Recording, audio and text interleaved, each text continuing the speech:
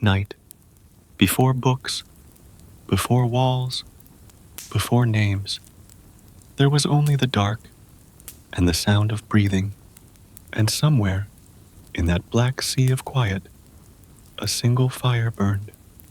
The fire was small, but its light reached faces, tired, waiting, human. Someone began to speak. It was not a command, not a law. It was a story. We do not know who told the first story, but we know why.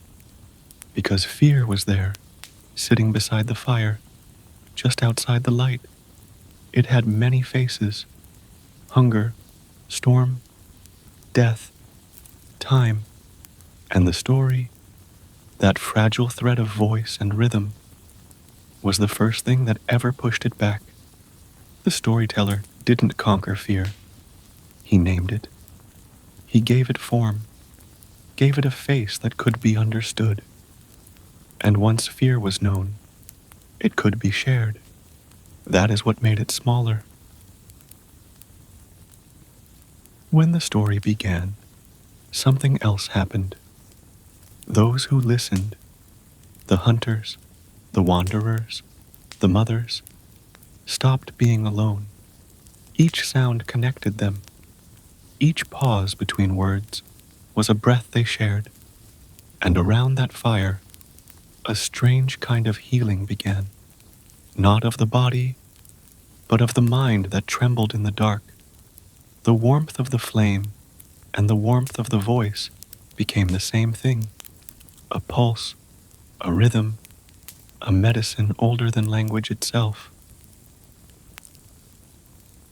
Every story carries light, not the kind that blinds, the kind that glows softly in the dark.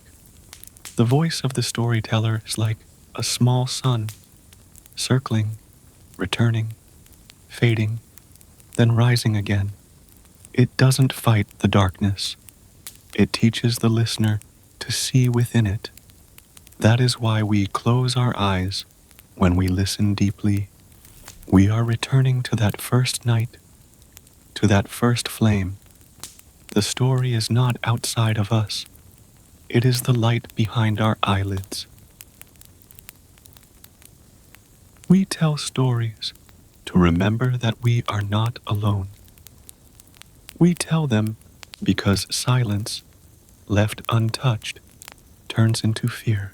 Every myth, every parable, every whispered bedtime tale is a hand extended through time, a sign that someone else once felt what you feel now. That is what healing really means. Not to remove pain, but to recognize it, to hold it gently until it stops shaking. A story is a kind of breathing. It expands, it contracts, it pauses, then begins again.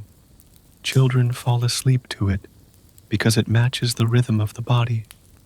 Old people tell it because it slows the pulse. The pauses are as important as the words. Between each line, something invisible happens. A quiet realignment of thought and emotion, like a heart finding its beat again. That's why stories are remembered not only in the mind, but in the lungs. We breathe them. At every fire, in every age, stories moved in circles. The circle of listeners, the circle of time, the circle of meaning, returning always to the same truths: life, death, love, loss, courage, grief. They were not lessons. They were recognitions. Each story said, "You are not the first. You will not be the last. And yet, you are not forgotten." That promise, that echo of continuity, was the true healing. Every listener sees themselves inside the tale. When the hero descends into darkness, we descend with him. When he fails, We feel our own frailty. When he returns, we breathe again, and somewhere between the first word and the last, something subtle changes. The listener becomes the story. The story becomes the listener. The mirror turns inward. That is how myths work. They don't teach, they reflect. And what they reflect is always the same: the wish to understand pain without fear. Every ancient culture believed that words themselves could heal, not because they were magic, but because they were precise. They named things truthfully, and truth, when spoken gently, is medicine. When you say, "I am afraid," you begin to separate from fear. When you say, "I lost someone," you make grief visible, and what is visible can be held. That is why myths endure. They give us the language to survive our own silence.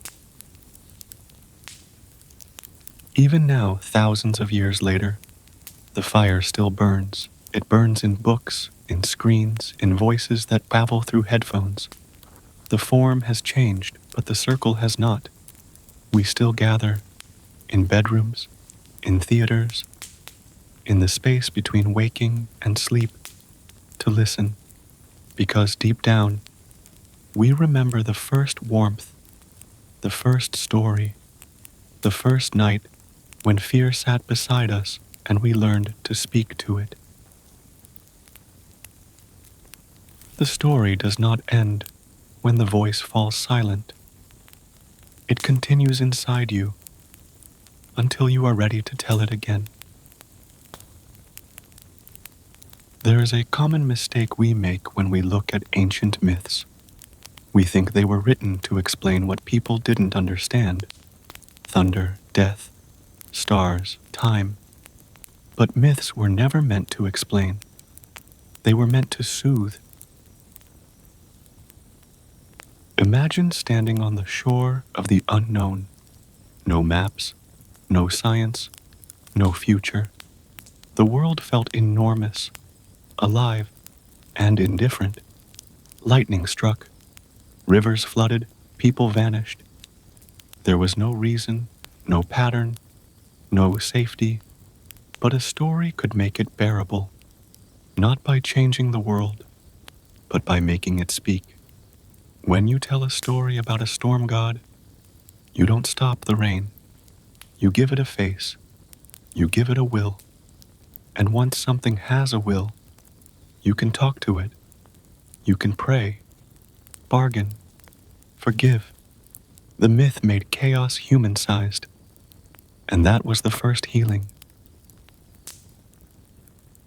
Every civilization wrapped its wounds in story. In Egypt, the dismembered god Osiris, who dies and returns.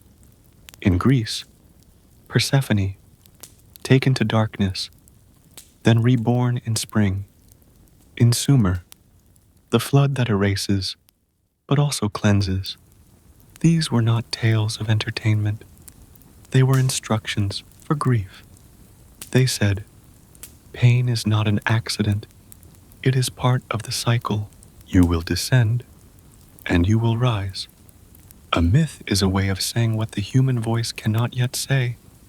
It takes the weight of suffering and gives it rhythm, a shape that the soul can hold. In a myth, the unbearable becomes possible. You can face death because someone faced it first. You can fall apart because someone else did, and the story survived. The story holds the pain so that you don't have to hold it alone. When we tell myths to children, we are not teaching them facts. We are teaching them how to dream safely, how to meet their fears without being consumed by them. That is why myths are gentle, even when they are violent.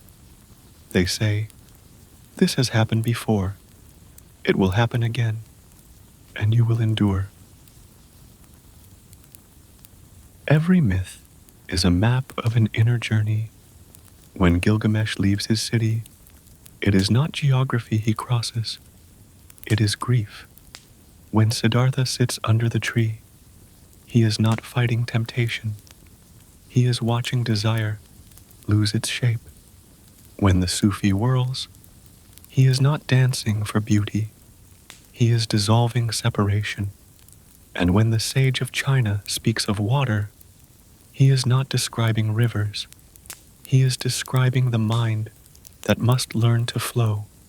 Myths are not about the gods, they are about us, told in the only language we could bear to hear. You can remove temples, erase altars, bury the tablets, but the stories remain, because the fears remain. We still fear loss, failure, age, death. Science can tell us how the body breaks, but not how to live when the heart does.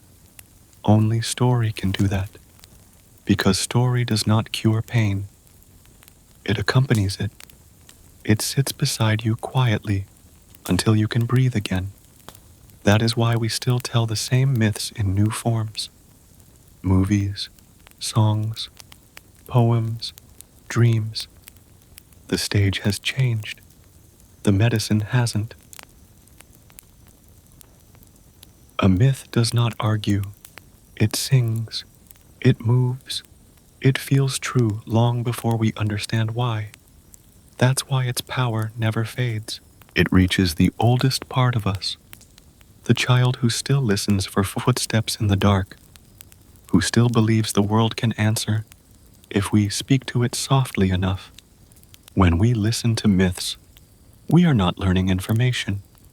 We are remembering a language we once knew by heart, the language of comfort, of surrender, of awe. In the old world, the storyteller was not an entertainer. He was a healer. People came not for distraction, but for balance. The storyteller's duty was to restore harmony, to speak what was broken back into rhythm.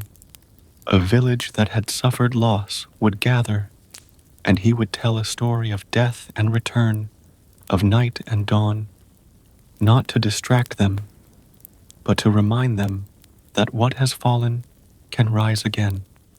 His words stitched the unseen wounds. His silence sealed them. Even now, in our cities of glass and noise, we still need the fire. It burns in the glow of screens, in the low hum of an audiobook, in the hush before sleep. We may not call it myth anymore, but every story we tell that helps us understand our pain is one. Every time someone says, "I've been there too," we are rebuilding that ancient circle of healing. The world does not become less cruel, but it becomes more bearable when it has meaning. And myth, the gentle hand of meaning, still reaches through the smoke. The myth does not explain the storm. It teaches you how to stand in the rain. There are fears so deep they have no shape. You feel them before you can speak them. A pulse in the stomach, a shadow behind the thought, a silence that stares back. That silence is where stories begin. Because to tell a story is to give the nameless a form. And once a fear has a name, it can be held, spoken to, and finally released. In the beginning, fear lived everywhere. It lived in the forest, in the eyes that glowed between trees. It lived in the sky, in the thunder that punished the earth. It lived in sickness, in hunger, in the long absence of those who left and did not return. It was not just danger, it was unknowing. And unknowing is the most painful thing of all, because the mind can bear pain, but not chaos. That is why the first medicine was not herb or prayer, it was story.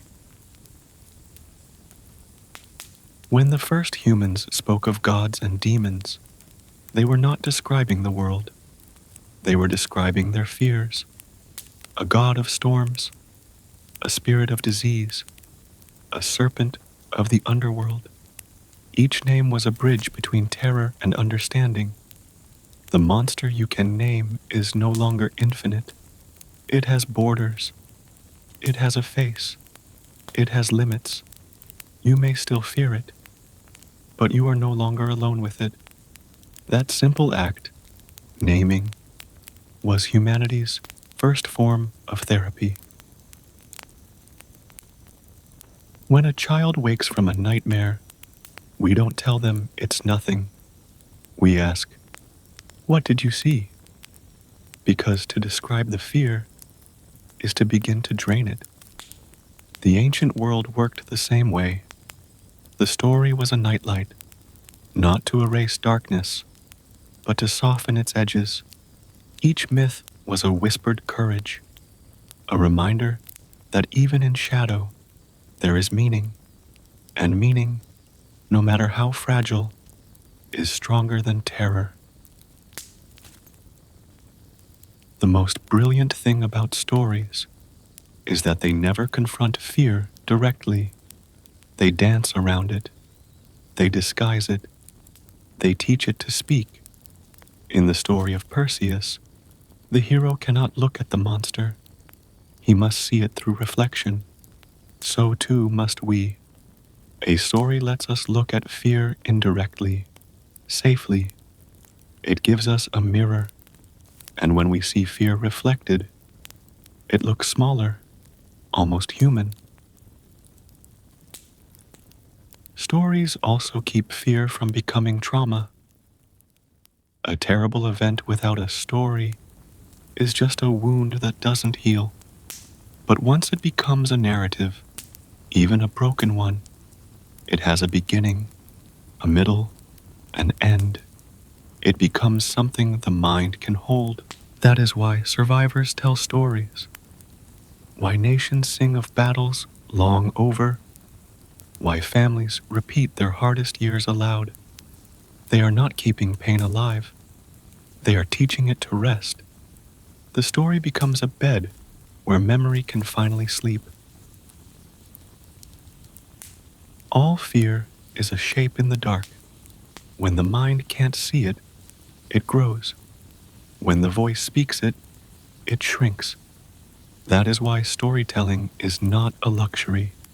It's survival. It's how the unseen becomes seen. Even modern fears, loneliness, failure, emptiness, still ask for the same medicine.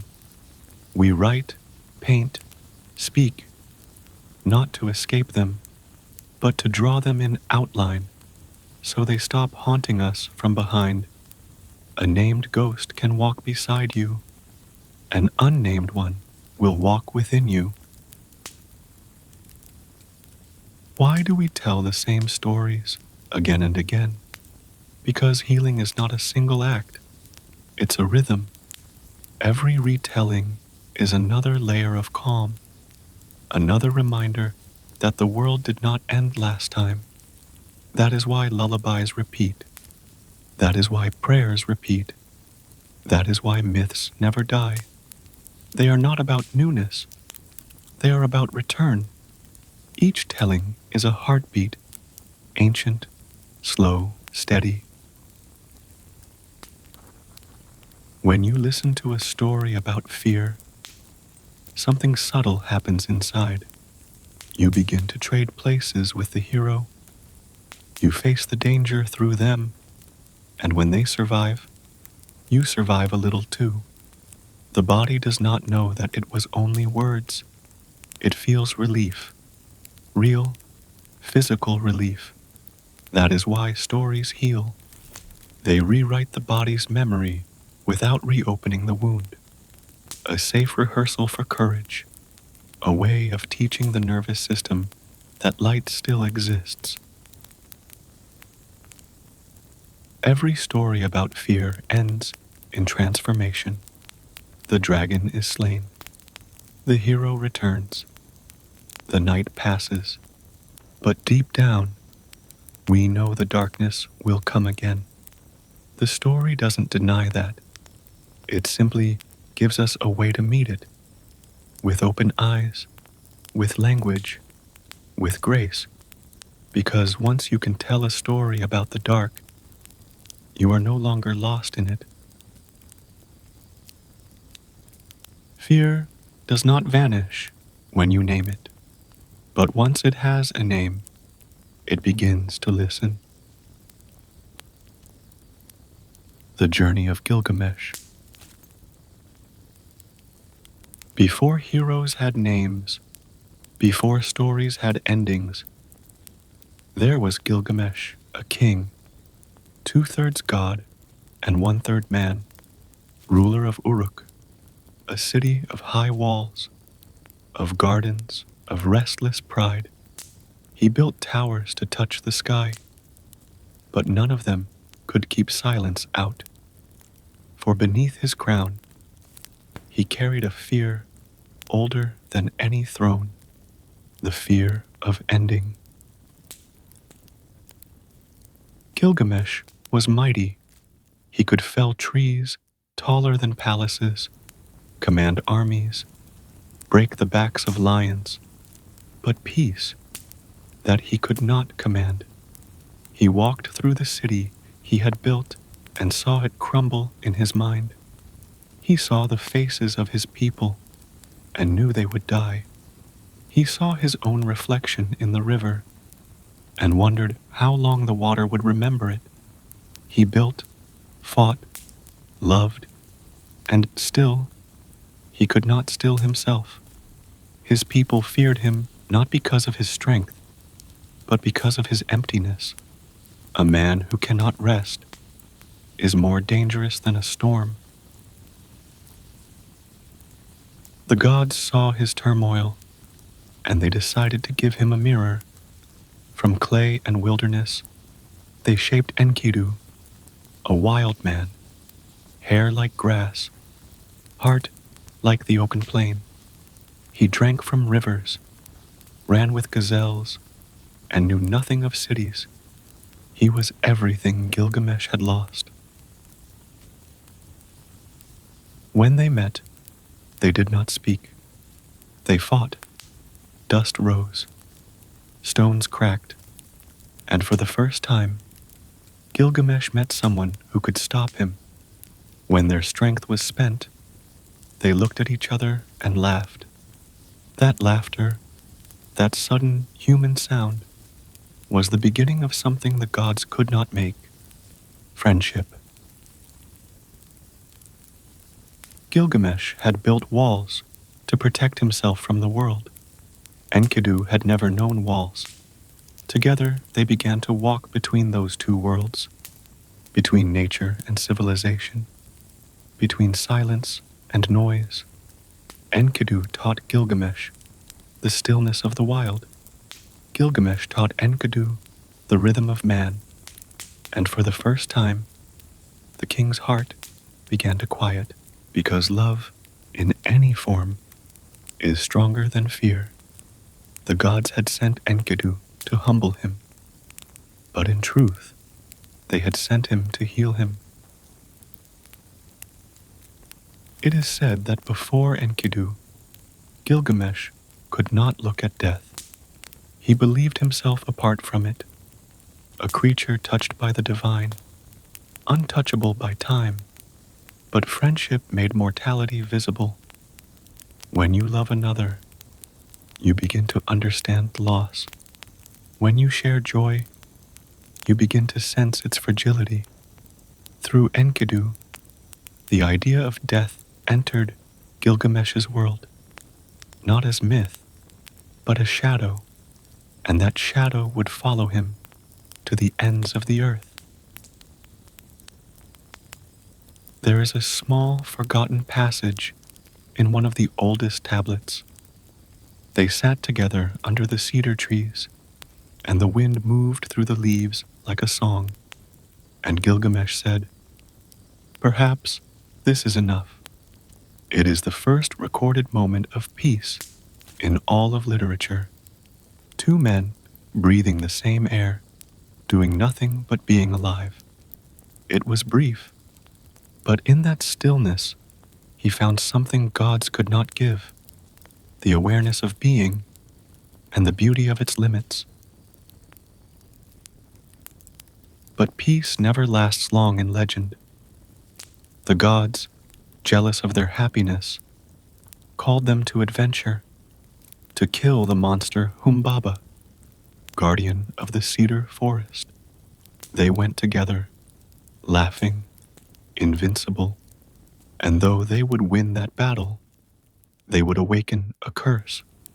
The death of the monster would bring death into their lives, and when Enkidu would fall, Gilgamesh would begin his true journey, the search for immortality, the flight from grief, the impossible escape from time. Every story that heals begins with love and ends with its loss, because only through love do we realize what death means. The ancient Sumerians understood that clearly. The gods could make storms and stars, but only humans could make friendship, and that, they believed, was the first rebellion against death. Because when you love, you create something that cannot be buried with you. In the end, the fire that burned between Gilgamesh and Enkidu was the same fire that once burned at the dawn of stories, the flame that kept fear away. It was not divine, nor eternal. It was human, and that was enough, because immortality, as Gilgamesh would one day learn, does not live in stone, but in the warmth we leave behind. He who loved once will never die entirely, for love is the name that fear cannot pronounce. In the beginning, they were opposites, the king and the wild man. Gilgamesh, born in walls of gold, Enkidu, born in dust and grass. One ruled with order, the other ran with freedom. But when they met, they saw in each other what each had lost, and that recognition, that sudden mirror, was the start of wisdom. If Gilgamesh was the city, Enkidu was the earth. If one built walls, the other broke them, and between them, the human soul, forever torn between comfort and wilderness. The ancients understood. Civilization heals the body, but nature heals the spirit. A man without the wild forgets his origin. A man without the city forgets his purpose. Together they made one being, the whole of humanity. Before he met Gilgamesh, Enkidu knew no name, no shame, no border. He drank beside the beasts, slept under open sky, and spoke the language of rain. But one day, a hunter saw him and feared him. He told the king, and so the temple sent a woman, Shamhat, to bring Enkidu from the wild. She did not trap him. She touched him, and through touch, he learned what it meant to be human, to feel, to hunger, to remember. For 6 days and 7 nights, they stayed together, and when he rose, the animals no longer knew him. He had crossed the line between wilderness and world, and though he gained language, he lost innocence. It is the first story ever told about civilization's cost. When Enkidu entered Uruk, He saw walls higher than trees, streets filled with voices, and the king, a man both worshipped and feared. The people cheered the wild man, for they saw in him something purer than their ruler. And Gilgamesh, hearing the noise, descended from his palace. Two forces met. No words, only motion. Earth against order, muscle against pride. The battle shook the gates, and the dust of it rose like prayer. Then silence and laughter, not mockery, recognition. The gods smiled, for the world, for a moment, was balanced again. From that day on, they were inseparable. Gilgamesh showed Enkidu the city, its temples, its rituals, its strange beauty of rule and rhythm. Enkidu showed Gilgamesh the wild, the freedom beyond walls, the strength that comes without power. The city softened the beast. The wild softened the king. Together they learned that to be human is to walk between, not to choose nature or order, but to listen to both, to live as a creature of the earth who remembers the stars. Every myth carries a mirror. This one tells us that healing is not purity, it is balance. The soul breaks when it clings only to one side. Too much control, and it withers. Too much wildness, and it burns. Gilgamesh and Enkidu are not two men. They are two directions, and the space between them, that trembling line, is where peace lives. Together they walked beyond Uruk to the great cedar forest, the lungs of the world. The scent of the trees was ancient and holy. Light moved in quiet columns, and the ground seemed to breathe beneath them. Here, Enkidu felt home again. Gilgamesh felt awe. The forest was alive, and yet guarded by fear. It was said that Humbaba, the giant of smoke and roar, kept its heart, and though the gods had warned them, they went anyway, because courage is born not from safety, but from love. When they faced Humbaba, Enkidu trembled first. He saw not a monster, but a living part of the world. "Do not kill him," he said. "The forest will die with him." But Gilgamesh, afraid of his own fear, raised the axe, and with one blow, he severed the bond between man and nature. The trees fell silent. The wind withdrew. Even the sky dimmed. They had won, but victory always demands payment. When they returned to Uruk, the city rejoiced, but Enkidu's heart was no longer light. He dreamed of the forest, of eyes watching, of leaves burning, of something sacred now broken. He felt the weight of what they had done, and he knew that the gods were watching too. Every healing awakens a new wound.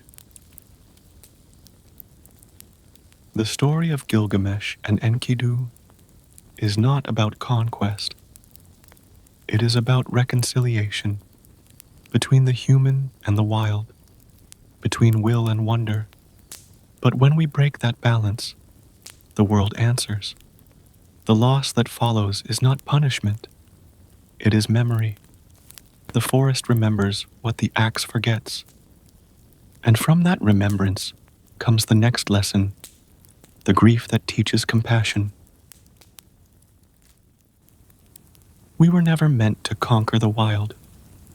We were meant to listen to it, because it remembers what we have forgotten. The gods had been silent too long, and silence, in myth, is never mercy. When Gilgamesh, and Enkidu fell to the cedar guardian. The echo reached the heavens. The scent of the forest's death rose like smoke to the divine. The gods gathered and decided that one life must pay for the arrogance of two. They chose the one who was still learning what it meant to live. They chose Enkidu. It began quietly, a heaviness in the chest, a fever in the blood.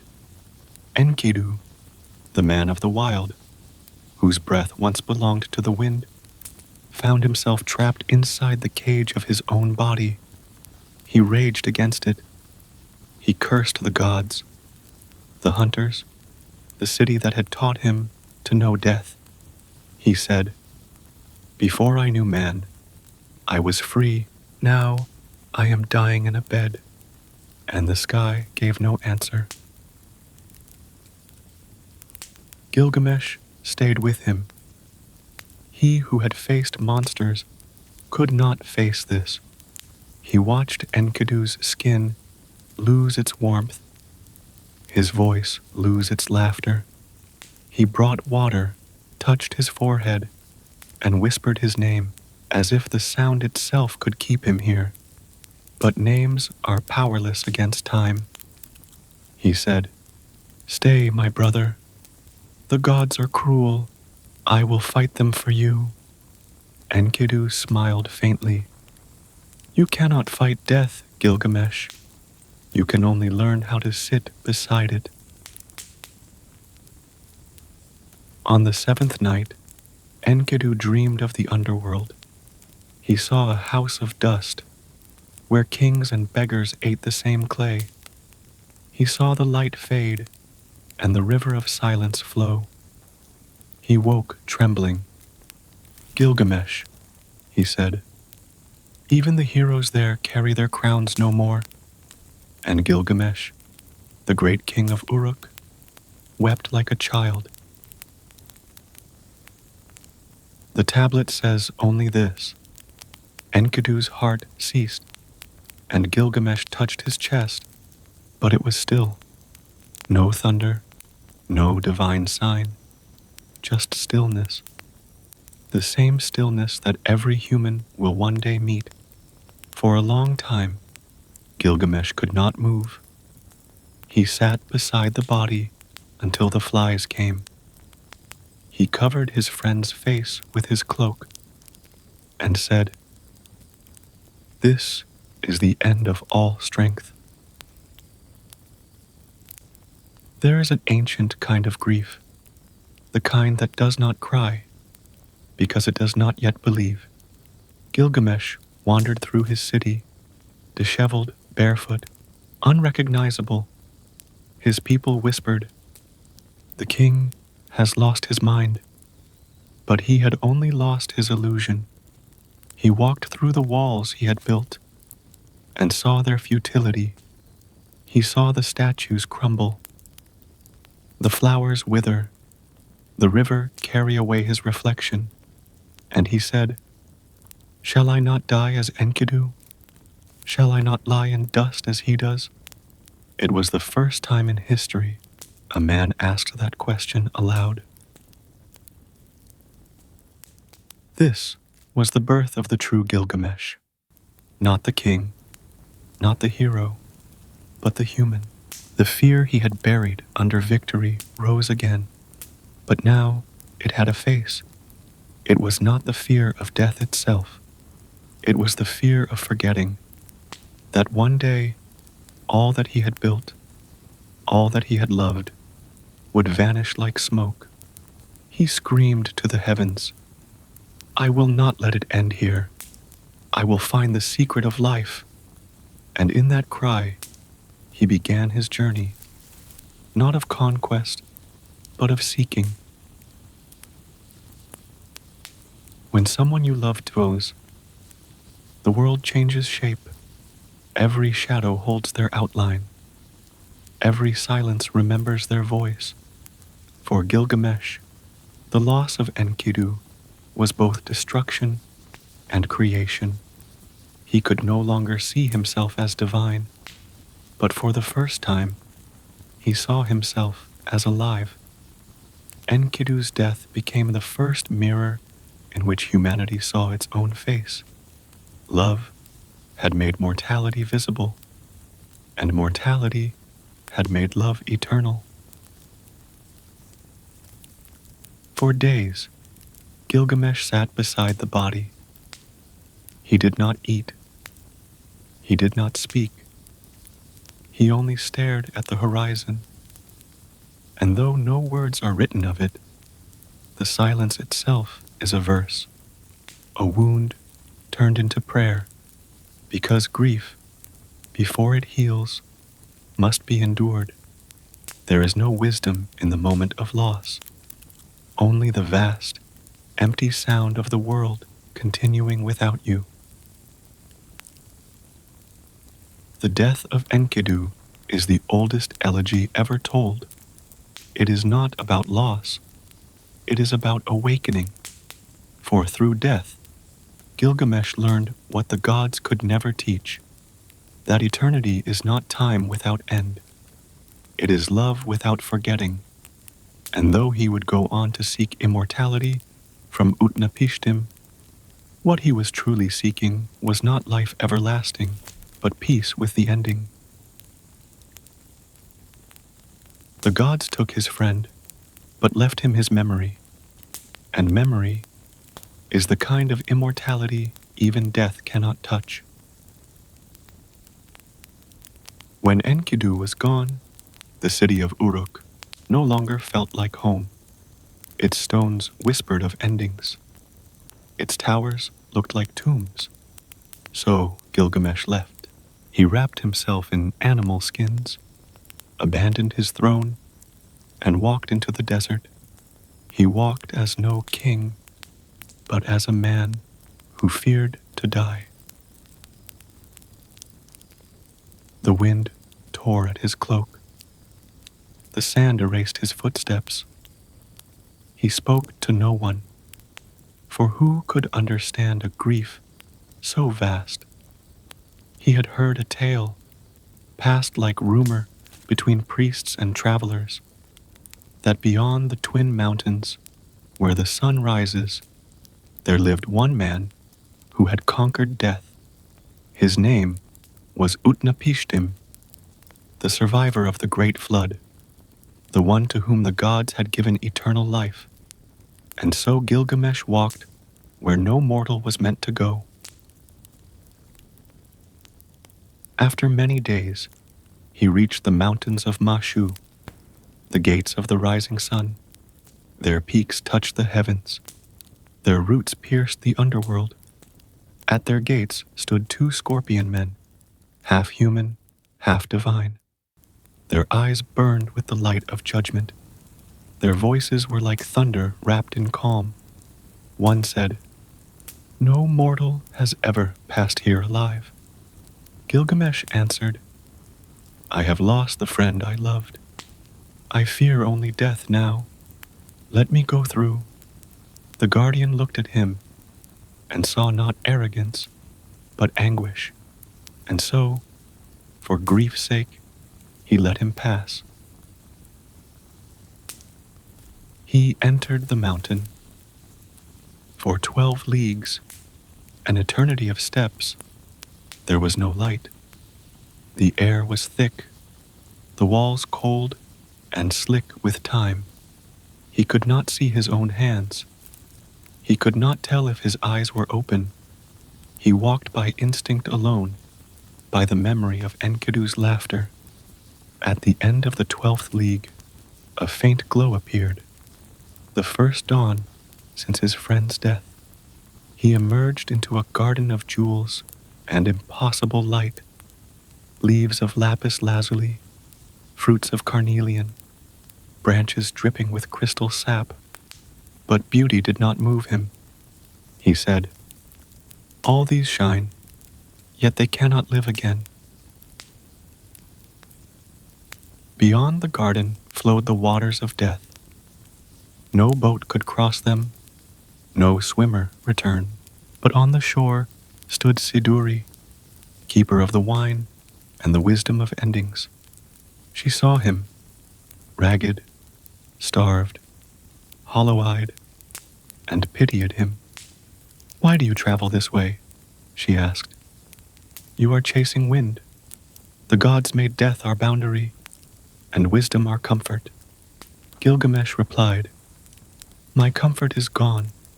My friend lies in dust. I will find the secret, or I will die seeking it." She sighed, and told him of the ferryman, Urshanabi, who alone could cross the deadly waters. Gilgamesh found Urshanabi beside the shattered ruins of a boat. He begged him, "Take me to Utnapishtim." The ferryman hesitated. "No mortal may cross these waters. They kill whatever they touch." Gilgamesh tore down poles from the forest and built a raft by hand. "I will not touch the water," he said. "I will push against the current until I reach him." And so he did. Pole after pole, league after league, each thrust burning his arms, each breath pulling him closer to exhaustion. At last he saw a distant shore, a hut by the river, and a figure waiting in its shadow. Utnapishtim was no god. He was a man, old, quiet, eyes like forgotten skies. Gilgamesh fell before him. "Tell me, how did you live forever?" Utnapishtim looked at him sadly. "Forever?" he said. "I do not live forever. I simply did not die when I should have, and that, my son, is no gift." Gilgamesh begged him for the secret, and the old man told him the story of the flood, how the gods had grown weary of mankind, how the waters rose, how he had built a great boat and saved the seed of all living things. And when the storm ended, the gods, ashamed of their own destruction, granted him and his wife life unending, as a reminder of their mistake. Gilgamesh listened, but did not understand. He said, "You speak of God's regret, but I seek their mercy. There must be a way." Utnapishtim sighed. "There is a plant," he said, "that grows beneath the sea, the plant of rejuvenation. If you can reach it, you may renew your youth."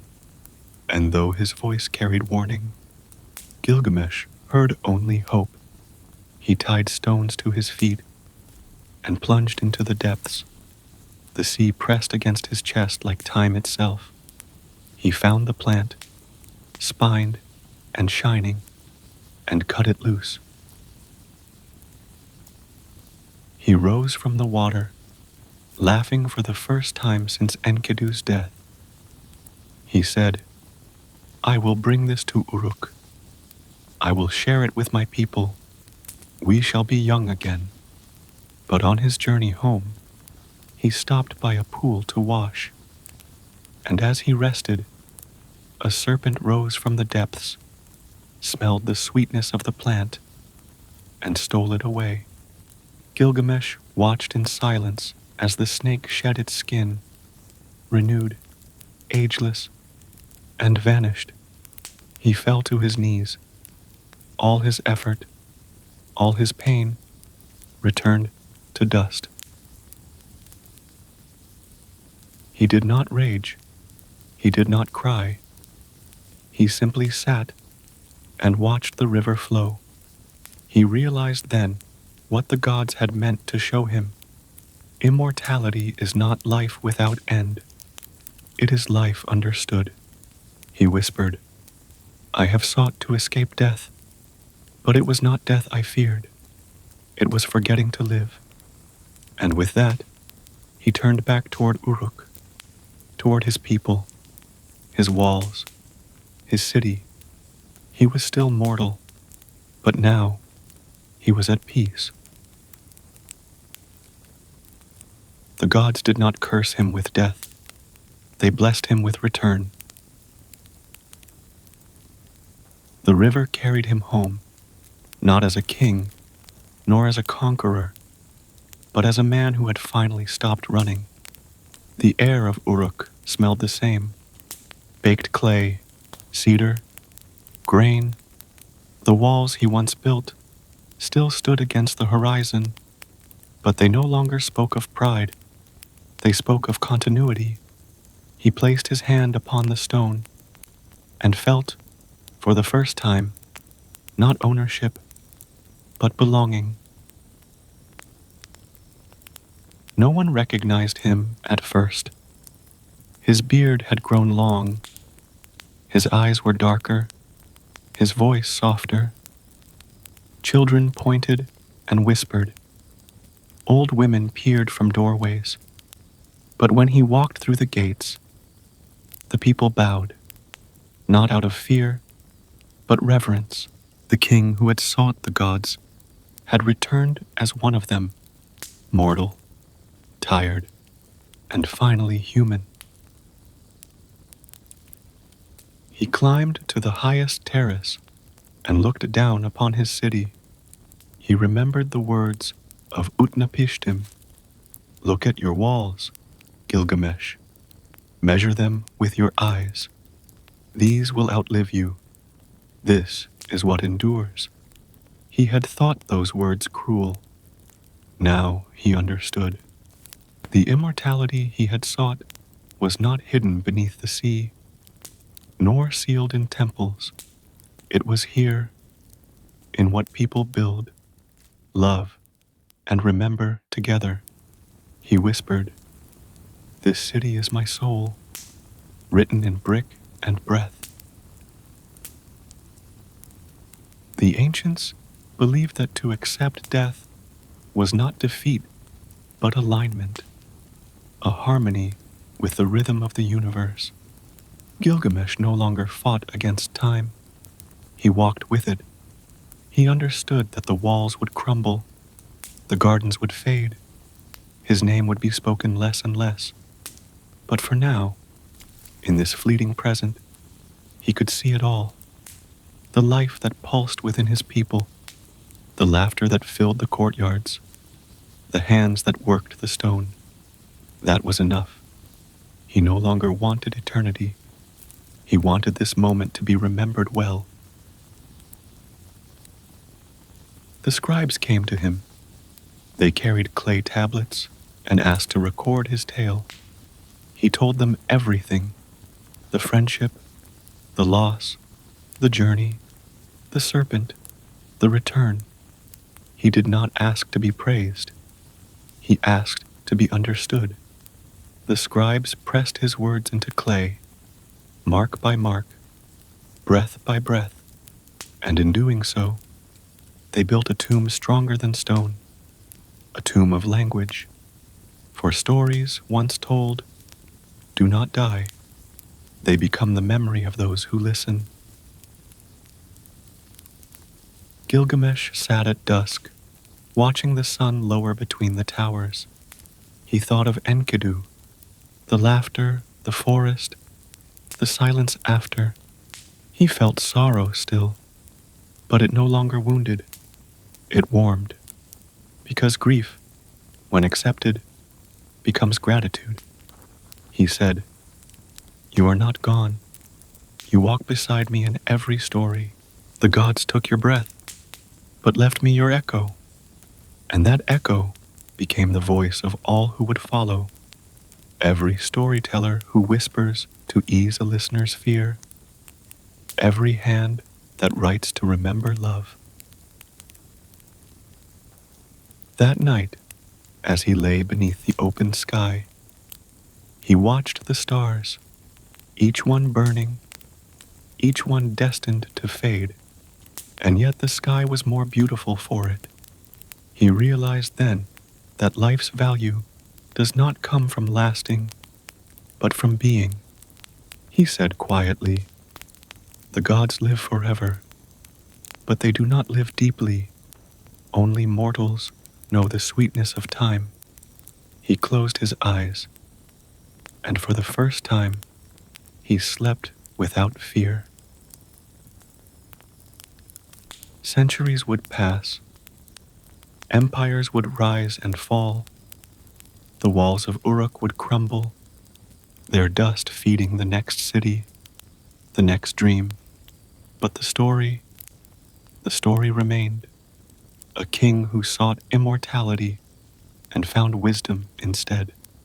Every age would retell it, each generation seeing itself in his voice.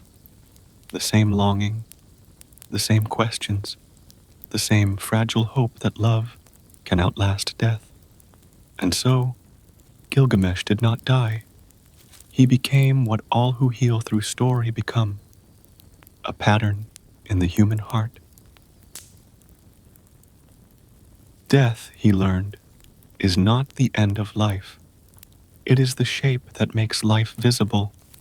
Without the boundary, there is no beauty. Without the ending, there is no meaning. To die is not to vanish. It is to return to the silence that once gave birth to words. That is the oldest healing of all.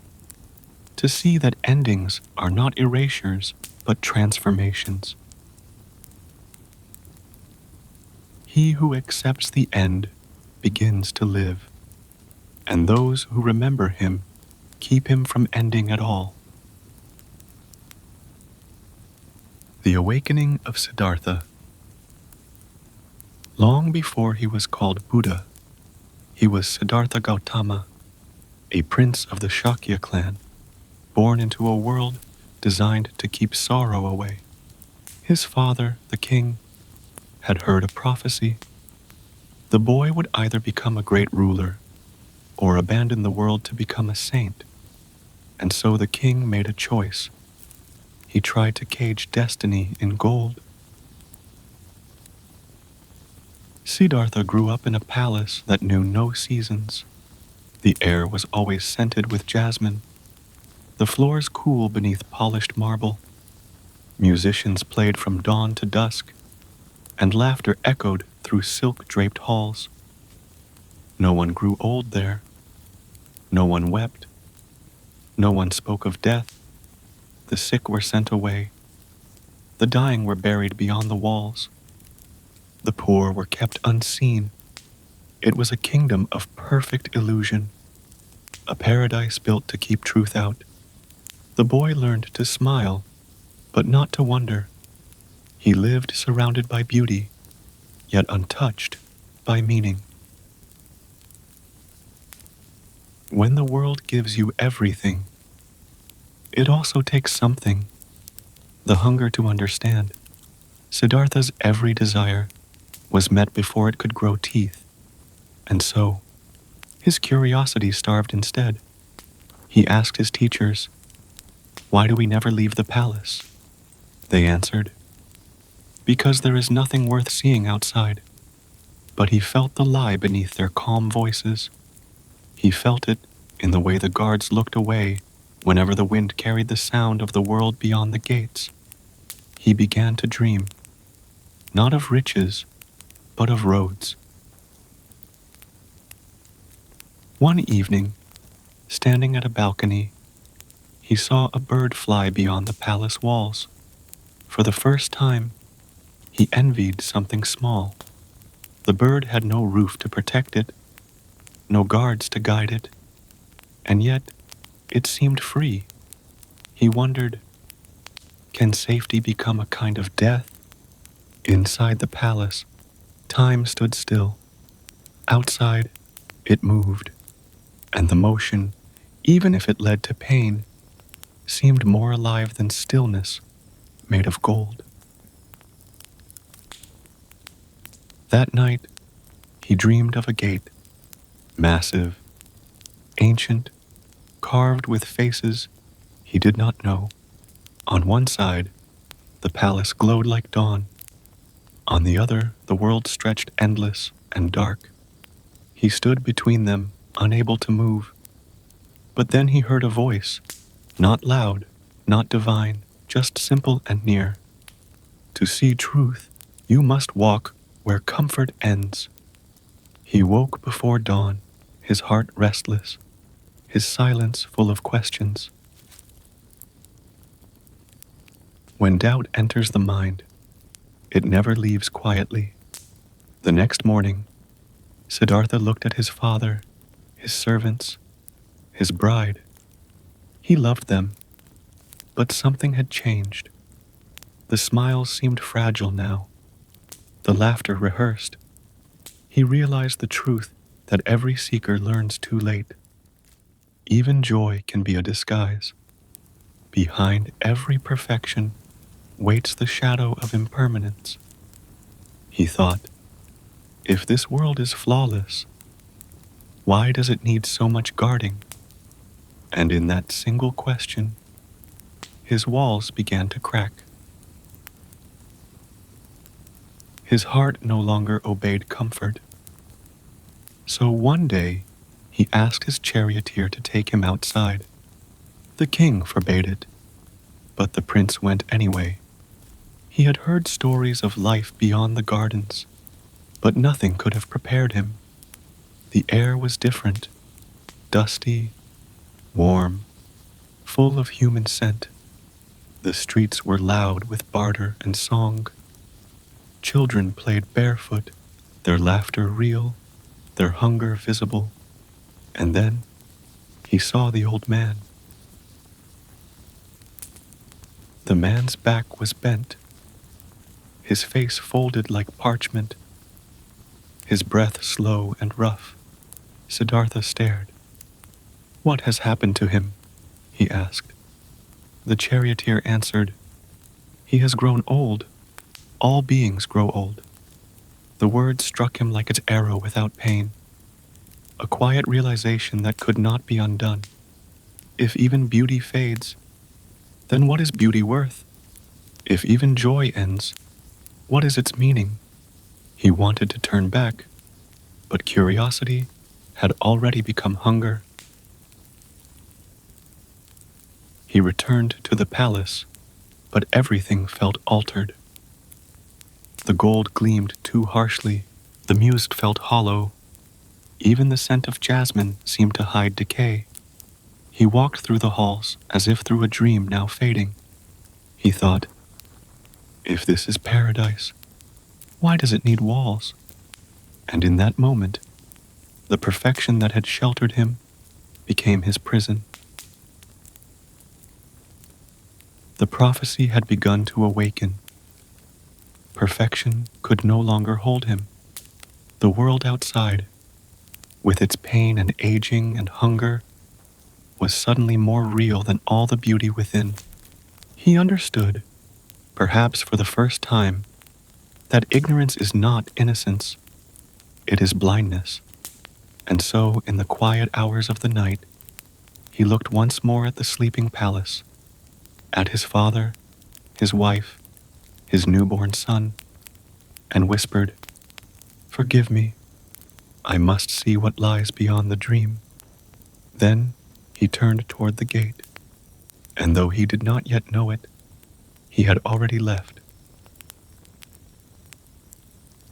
When comfort becomes endless, the soul begins to starve.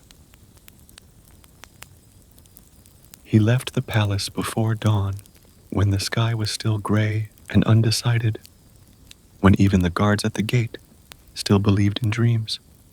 His charioteer, faithful and silent, waited with the horses. Siddhartha climbed into the carriage. The wheels creaked softly, and for the first time in his life, he crossed the threshold that had kept truth away. The streets of the city were waking. Merchants swept dust from their doorways. Children laughed over bowls of rice. It seemed, at first, like any other morning, until he saw the man. The man's back was bent, his hand trembling like dry leaves, his eyes clouded by time. Siddhartha stared, unable to look away. He asked, what is wrong with him? Why does he walk so strangely? The charioteer bowed his head. He is old, my prince. All who live must one day look like this. Age spares no one. The words struck softly, but their echo did not fade. Siddhartha had lived surrounded by youth, believing it eternal. Now, he saw that beauty, the thing his world worshipped most, was already in flight. He turned his face toward the horizon and whispered, "If this is the fate of all, what can be called joy?" They rode further. Beyond the busy market, the air changed, thick with incense and medicine. Outside a narrow house, a man lay shivering on the ground. His skin burned with fever. His breath broke like waves. Flies gathered on his lips. His family sat helpless beside him.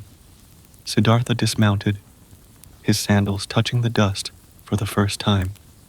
He knelt beside the man. He felt the heat, heard the rasp of each shallow breath. He said, "Why does this happen? Why does the body betray its owner?" The charioteer answered, "It is sickness, my prince. It comes without reason, and none can command it to leave." The prince rose slowly, his face pale. He whispered, "So even the strong may fall, even the pure may suffer." The world that had been perfect now seemed fragile, a thin silk trembling above an abyss. By noon, the sun burned high and pitiless. They reached a small procession, men carrying a body wrapped in white, women following with ashes on their faces. Siddhartha asked, "Why do they weep? What burden do they bear?" The charioteer looked at him gently. "This, my prince, is death. The man they carry will not rise again. His breath has left him, and his body will return to earth." The words seemed impossible. Siddhartha dismounted again, walked closer, and looked at the still face beneath the cloth. It was peaceful, as if asleep, but utterly gone. He felt the air shift inside him, a hollow opening where certainty once lived. "So it comes for everyone?" he asked. "For kings, for queens, for me, for all," said the charioteer, "even for those who do not believe in it." And Siddhartha stood still. As the funeral chant drifted by, he realized that the palace had not been his home. It had been his blindness. As the day waned, the chariot reached the edge of the city. There, beneath a Bodhi tree, sat a man in rags. He was thin, yet his posture was calm. His eyes were closed, his breath unhurried. Siddhartha approached him and said, "Old age breaks the body, sickness weakens it, death ends it, yet you sit here unafraid." The man opened his eyes. They were neither bright nor dull. They simply were. "Because I have seen what you are seeing now," he said, "and I chose not to turn away. The world suffers, but peace lives in understanding that truth, not in hiding from it." The prince felt tears rise, not from sorrow, but from recognition. Here, at last, was someone who did not flee the dark. They returned to the palace in silence. The music, the perfumes, the laughter, all seemed distant, as if belonging to another world. He sat alone in his chamber that night, his mind replaying what he had seen: the trembling hands of age, the fevered skin of sickness, the stillness of death, and the calm of the ascetic. He whispered to himself, "All are bound to suffer, and yet there are those who find peace within it. Perhaps that is what I must learn." The moonlight spilled across the floor, cold, silent, silver. It was then he understood. The world does not need another king. It needs someone who will not look away. At dawn, the palace awoke to find its prince changed. He did not rage, nor weep. He simply moved through the halls, like one walking in a dream that no longer belongs to him. He touched the cradle of his sleeping son and whispered, "May you live in a world that knows truth." Then he stepped into the night once more, knowing he would not return. Behind him, the gates closed softly. Ahead, the road stretched, unseen, unending, and full of awakening. The world reveals itself only to those brave enough to see its sorrow. He walked away from the palace and entered the forest. The city faded behind him, its perfumes replaced by the smell of wet earth, its songs by the whisper of wind through leaves. The world, for the first time, was real. Each step sank into soil. Each breath carried dust. Each sound was unpolished, unplanned, and in that imperfection, Siddhartha felt closer to something vast. Others were already there, wanderers, seekers, ascetics. They had left homes and families, seeking the same answer: how to escape the endless wheel of suffering. They lived on almost nothing: a grain of rice, a sip of rain, a single heartbeat at a time. Their ribs showed like roots, their eyes hollow but calm. They greeted Siddhartha with quiet respect. They saw in him not a prince, but a man who had already begun to die to the world. Together they meditated, starved, endured, and the forest became their teacher. He believed the body was the source of illusion, the chain that bound spirit to earth. So he declared war upon it. He ate almost nothing. He sat unmoving for hours, his skin pale as ash, his breath thin as a thread. When pain came, he did not resist it. He invited it. He called it teacher. The others admired him for his strength, for his discipline, for the silence that followed wherever he walked. But inside, he began to feel something dangerous, a pride that whispered, "I am closer to truth than they."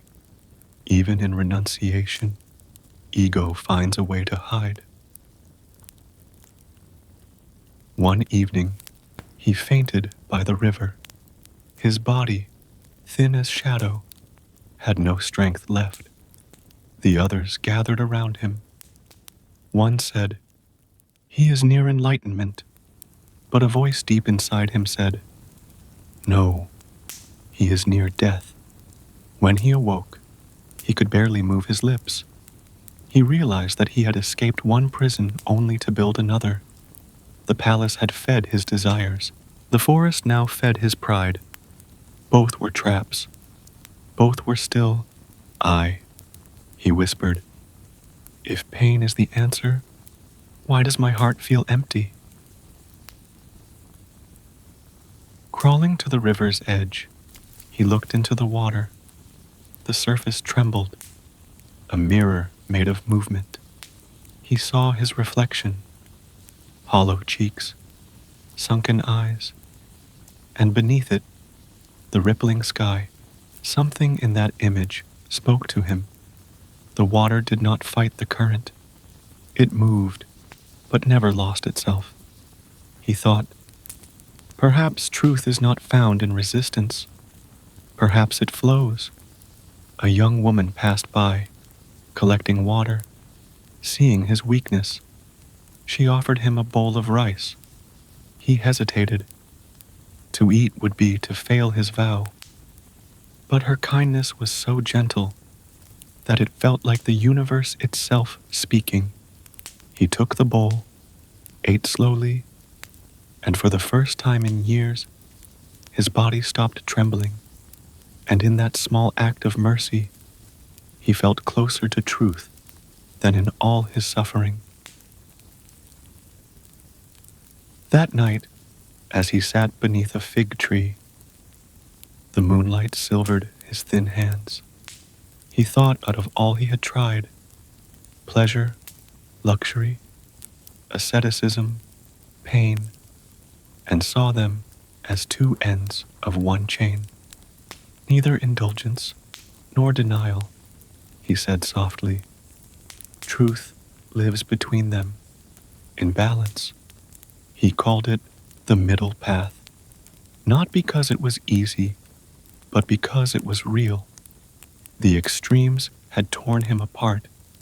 Balance began to make him whole. He realized that enlightenment was not a conquest, but a return to stillness, to compassion, to being fully alive. When the other ascetics saw him eat, they turned away. They said, "He has betrayed the path." But Siddhartha did not argue. He watched them disappear into the forest and felt only peace. He understood now. Everyone must walk their own way through the forest of their mind. No truth can be forced. No awakening can be borrowed. Before dawn, he bathed in the river. The water was cold and clear, washing away not sin, but effort.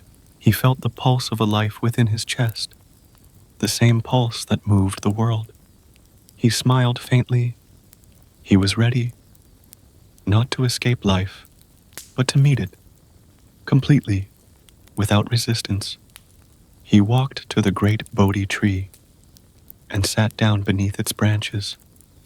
The night air was still. The earth seemed to wait. He closed his eyes, and the seeker disappeared, not in death, but in awakening. When the body was denied, he found an emptiness. When the body was accepted, he found peace. He sat beneath the Bodhi tree. The night was still, the kind of stillness that feels alive, as if the world itself were holding its breath. The earth was cool beneath him, the roots like fingers of time, the stars like quiet witnesses. He crossed his legs, placed his hands in his lap, and whispered, "Let me see truth, or let me die in this place." The wind did not answer, but it listened. When the light within begins to grow, the shadows gather to test it. The god Mara, lord of illusion, appeared before Siddhartha, not as a monster, but as thought, as fear, as doubt, as desire. He whispered, "Turn back. You have gone far enough. What you seek cannot be found." The voice changed. His father's, his wife's, his son's. "Return to them. You are needed. You are loved." Then the voice became a storm. Memories, regrets, cravings, guilt, all the fragments of a self that did not want to die. The ground shook. The branches bent. But Siddhartha did not move. He said, "I see you, Mara. You are my mind. You have no power except what I give you." And with that, the storm grew quiet. As dawn approached, his breath slowed. His heartbeat became the rhythm of the earth.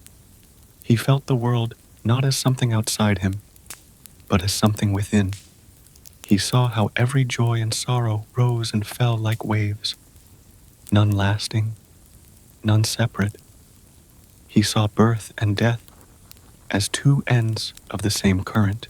He saw that the one who suffers and the one who causes suffering are not enemies, but the same being, divided by illusion. And then, the greatest realization of all, there was no he to realize anything. The I dissolved, like mist returning to the air. There was only awareness, vast, infinite, without center or edge. He had not become something divine. He had simply stopped pretending to be separate. In that stillness, three truths unfolded, not as words, but as seeing. First, that life is suffering because we cling to what must change.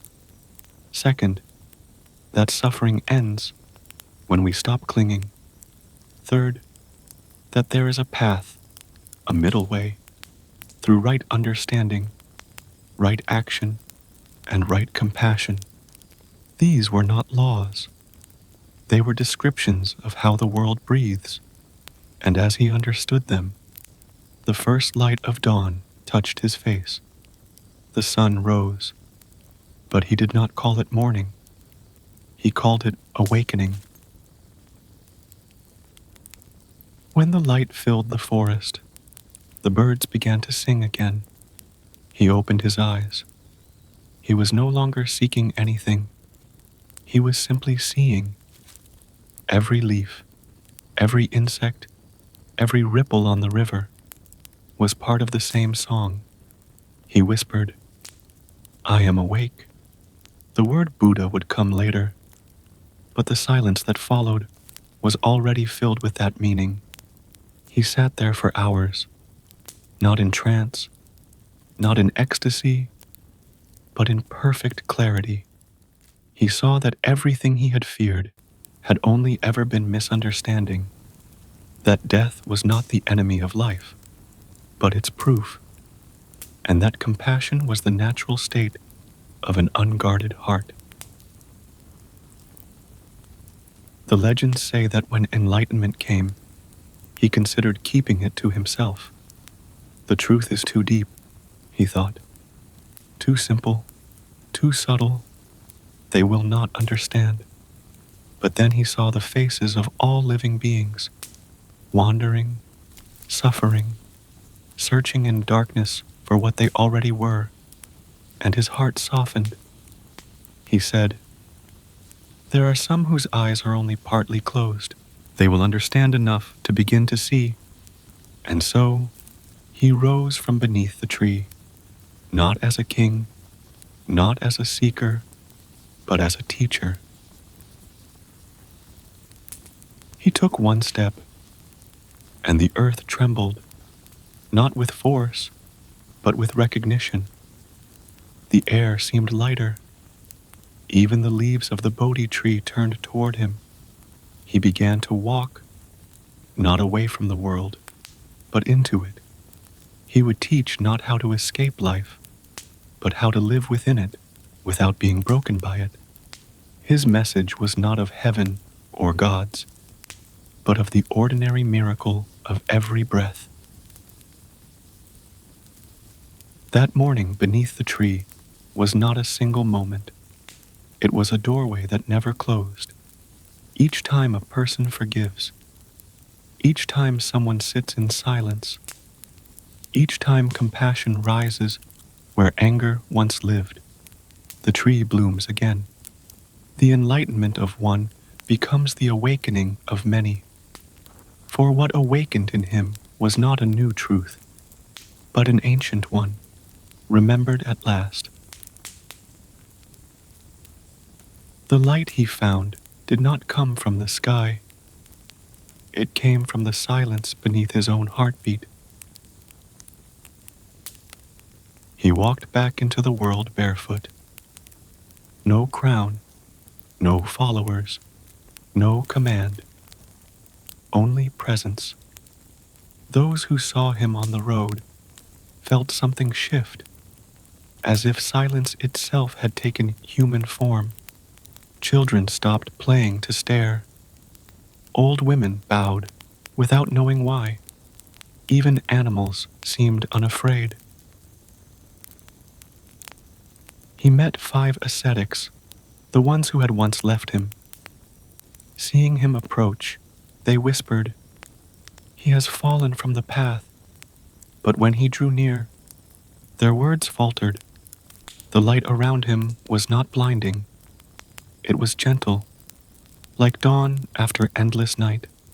He sat with them under a grove of trees. Without preamble, he spoke. There is a middle way, not of indulgence, not of denial.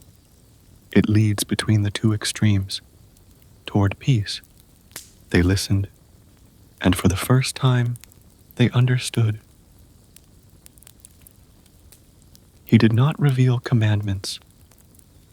He revealed observations. Simple, but as inevitable as breath. Life contains suffering. Suffering has a cause, attachment. There is an end to suffering. That end is found by walking the noble path. He spoke as one describing the sunrise, not to convince but to remind. He said, just as a seed grows when the soil is right, understanding blooms when the heart is ready. Then he described the way, 8 threads woven into one pattern of clarity, right view, seeing things as they are, right intention, kindness before ambition, right speech, words that heal, not harm, right action, deeds that create no wounds, right livelihood, work that does not destroy, right effort, steady, gentle discipline, right mindfulness, living inside each moment, right concentration, the quiet that reveals truth. He said, walk this path, not to become holy, but to become whole. Word spread like a breeze through dust. Farmers, beggars, kings, they came, not to worship, but to learn to breathe again. He taught beneath trees, by rivers, on roadsides. He taught not to erase pain, but to see it without fear. A woman who had lost her child once came to him weeping. She begged, bring him back, he said. Find me a house that has never known death, and I will help you. She searched for days and found none. When she returned, she understood. He did not take her grief away. He turned it into wisdom. He said, pain is not the enemy, ignorance is. To know a wound is to begin to heal it. To see anger clearly is to soften it. To feel fear without running is to become free. He taught his students to sit still and watch their own minds, like monks listening to rain on a roof. When thoughts came, they did not fight them. They just watched until the thoughts passed, and what remained was awareness itself.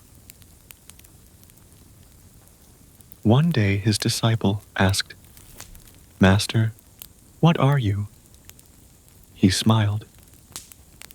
I am awake. He did not claim to be a god. He claimed to be human without forgetfulness. He taught that compassion was not a virtue, but a state of seeing clearly. Because when you see that no one is separate, kindness becomes as natural as breathing. He said, when you see your enemy suffer, it is your own heart that hurts. Heal them, and you heal yourself. For 45 years he walked and taught, never building a temple, never claiming followers, only companions on the way. When asked how to honor him, he said, Do not build statues. Live what I have understood. And what had he understood? That every moment is a birth, every breath a death, and every act of kindness a bridge between the two. When his body grew old and tired, he lay beneath a sal tree. His disciples wept. He said, "Do not grieve. All compounded things must pass. Be a lamp unto yourselves." He closed his eyes, and the forest was silent again. The same silence that had watched him under the Bodhi tree. He did not leave enlightenment behind. He left the path to find it. Centuries later, his words still move through the world like water, in every monastery bell, in every moment of the mindful breath, in every act of mercy. His teaching is reborn, not as a religion, but as a reminder. Balance is freedom. Compassion is clarity. To see without judgment is to love. He did not found a faith. He freed a heart, and it was ours. The Sufi stories, the healing of the heart, they called him Nasruddin. To some, he was a fool. To others, the wisest man alive. He rode his donkey backward, argued with shadows, and laughed at kings. And yet, in his words, truth often hid like a diamond in mud. One evening, the villagers found him crawling under a street lamp, hands searching the dust. They asked, "What are you doing, Nasruddin?" He said, "Looking for my key." They knelt to help. Minutes passed. Finally, someone asked, "Where did you lose it?" He pointed toward the darkness beyond the light. "Then why are you looking here?" they said. He smiled. "Because here, at least, I can see." The villagers groaned. Another foolish riddle. But when the laughter faded, the lesson remained. We all search for truth where it is easiest to look, not where it actually is. Another day, Nasruddin borrowed his neighbor's donkey. He swore to return it before sunset. The next morning, the neighbor knocked on his door. "Where is my donkey?" Nasruddin sighed deeply. "My friend, you must accept fate. The donkey is gone." At that very moment, the donkey brayed loudly from behind the house. The neighbor shouted, "I can hear it." Nasruddin frowned. "Whom will you believe, me or the donkey?" The man stormed off in anger, but the story spread, and slowly, people began to understand. Even when truth shouts from behind us, we often choose the voice that flatters us more. Once, a rich scholar invited Nasruddin to debate the nature of God. He prepared books, arguments, and clever words. Nasruddin arrived carrying a teacup. As the scholar began to speak, Nasruddin poured tea into the cup and kept pouring until it overflowed.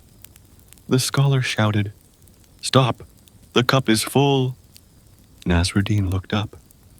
"So is your mind. How can truth enter?" The room fell silent. In that small moment, centuries of philosophy dissolved into a single breath. A powerful sultan once called Nasruddin to court. He wanted to humiliate him.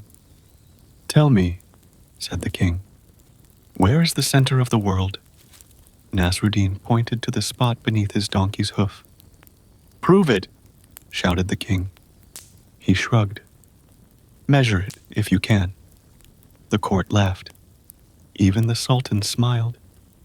And for a moment, The boundary between ruler and fool disappeared, because that was the secret of Nasruddin's wisdom. He never spoke to win, only to awaken. He taught through absurdity, because logic builds walls, but laughter opens doors. One night, a young disciple followed him and asked, "Master, why do you act so strangely? Why not speak plainly like other teachers?" Nasruddin stopped, looked at the stars, and said, "Because plain words fall on sleeping ears. A story tickles them awake." Then he smiled. "Truth wears a fool's hat, so that even pride will listen." People thought he wandered aimlessly, but his path was deliberate. From market to mosque, from palace to poorhouse. He never built a temple, but everywhere he went, he built understanding. Once a man asked, "Where can I find God?" Nasruddin answered, "In the place you left him." The man frowned. "And where is that?" Nasruddin tapped his chest. "Inside the heart you abandoned while looking elsewhere." Sufis say that laughter is a bridge, a way for the soul to cross over the ego. Nasruddin's jokes were keys, disguised as riddles. Each one opened something small and quiet within. When people left him, they often shook their heads, but days later found themselves thinking differently, because the fool's words had planted something invisible, not belief, but awareness. In the last years of his life, he was seen sitting by a well, staring into the water. Someone asked, "Are you looking at your reflection again, Nasruddin?" He nodded. "Yes, but this time, I'm the reflection looking back." The man laughed, thinking it another joke. But for Nasruddin, it was the simplest truth, that the seeker and the sought had always been the same. Wisdom does not speak to be understood. It speaks to awaken. They say that when the poet Jalal ad-Din Rumi first heard the flute, he began to weep, not from sorrow, but from recognition, because the sound of the reed flute, the ney, was not just music, it was memory. It spoke of what the soul once knew before it was separated from the divine. It sang of the home we all forgot. Rumi wrote, "Listen to the reed, how it tells a tale, complaining of separating. Ever since they cut me from the reed bed, my cry has caused men and women to weep. The reed, once part of the river bank, now hollowed, now a flute, had become the voice of every heart that had ever felt alone. And so it sang, not of despair, but of yearning, the purest form of love, because in the Sufi way, longing is prayer. To ache for the divine is already to be near it." Before he became a poet, Rumi was a scholar, a man of law and scripture. His mind was sharp, his faith precise. Then one day, he met a wandering mystic, Shams of Tabriz. Shams spoke little, but his presence burned like fire. He asked Rumi, "Who is greater, Muhammad or Bayazid?" Rumi answered, as a scholar would, "The Prophet, of course." Shams smiled. "Then why did Muhammad say, 'I cannot contain you,' while Bayazid cried, 'Glory be to me, for I am you'?" The question struck Rumi silent, because beneath it was no blasphemy, only paradox, the Sufi language of awakening. That day, his mind bowed to his heart. They walked together for months, speaking little, but their silence burned like a forge. Rumi began to dance, to whirl, as if trying to keep up with the spinning of the universe. And from his turning came the first poems. He wrote, "I was raw, I was cooked, I was burned, because love, true love, is not comfort, it is transformation. It burns the false self away until only light remains." One morning, Shams was gone. Some say he was killed by jealous disciples. Others say he vanished like a spirit when his work was done. Rumi searched for him everywhere, across deserts, through cities, in the eyes of strangers. But one night, as he sat in exhaustion, he realized, "I have been searching for Shams outside, but he has always been within." And that moment of grief became revelation. He understood that separation was never real, only the shadow of a greater unity. He began to write, not from intellect, but from flame. Thousands of verses poured from him, spinning like the stars he now mirrored in motion.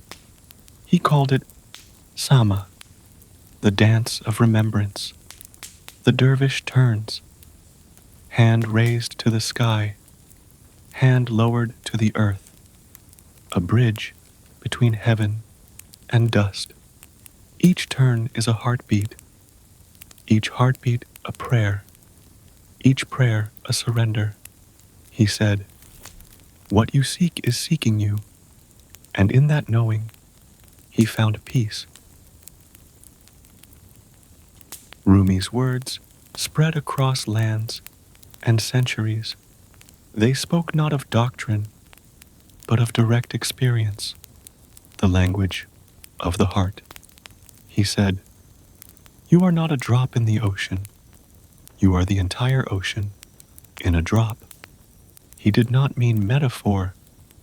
He meant recognition, that every being carries the divine within, and that love is the mirror in which it is seen. When the mirror clears, the lover and the beloved become one. In his final years, Rumi wrote less, but smiled more. He had no interest in heaven. He was already there, wherever love was present. When asked what death meant, he said, "When you die, don't look for me in the earth. I will be in the breeze that moves through your heart." And when he finally passed, his followers danced, because for Rumi, death was not ending, but reunion. Listen again to the reed. Only those torn from their source understand my song. It is the cry of every soul that has loved deeply enough to lose, and lost deeply enough to awaken. The reed does not mourn separation. It sings it into beauty. And that, Rumi's greatest teaching, is the essence of Sufism, to transform pain into love, and love into God. Love is the bridge between you and everything. The desert at night has no boundaries. It is only sky and silence. That is where the Sufi path begins, not on the map, but in the stillness between two heartbeats. For the Sufi, the journey to God is not across land, but through the self, from the mind to the heart, from the heart to the soul, and from the soul back to the source.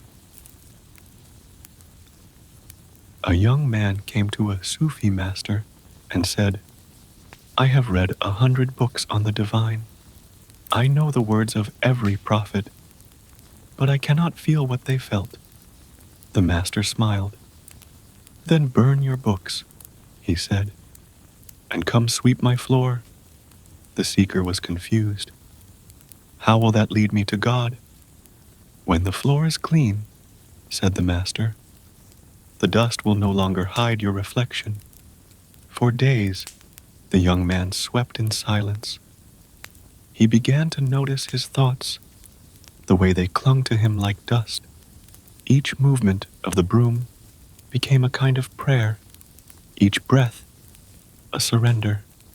And one evening, as the sun fell over the dunes, he looked at the swept floor and felt tears rise, because for the first time he understood. The master was not cleaning the floor, he was cleaning him. In the Sufi tradition, the path has 3 doors. The first is knowledge, the search for understanding. Here the mind learns humility. The second is love, the surrender of the self. Here the heart learns to dissolve. The third is mystery, where words fall silent and being becomes prayer. When the seeker reaches the third door, he no longer asks, "Where is God?" He whispers, "There is no I left to ask." And in that absence, everything begins to glow. The master took his disciples deep into the desert. For days they walked under a burning sun. When they finally stopped, the master asked, "What do you see?" One said, "Endlessness." Another, "Nothing." The master drew a circle in the sand. "This is your life," he said. "Everything outside it, that is God." Then he brushed the circle away with his hand. "Now tell me, where is God?" No one answered. The master smiled. "Good. At last, you are looking without a border." In the evening, they gathered around a fire. One disciple asked, "Master, what is the purpose of prayer?" He said, "To stop asking that question." They laughed, but he continued softly, "When you pray, you are not calling out to someone far away. You are listening for the echo within." He placed his wand on his chest. "God hides in the pause between your words." And the fire crackled, as if agreeing. When the teaching was done, they danced, slowly, silently, turning beneath the open sky. It was not performance, it was remembrance. Each rotation was a surrender, the self dissolving into motion, the world spinning into unity. The master whispered, "When you dance, do not move toward God, move as God." Because the final secret of the Sufi way is not reaching the divine. It is realizing you are never separate from it. After years of study and silence, the same seeker returned to his master and said, "I have walked the path. I have emptied my mind and opened my heart, yet I still feel longing."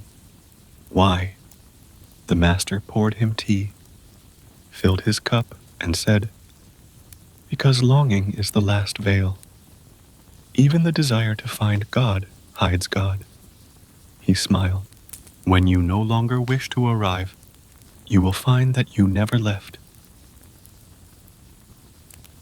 The Sufis say that the heart is like an ocean. On the surface there are waves, but in the depths, only stillness.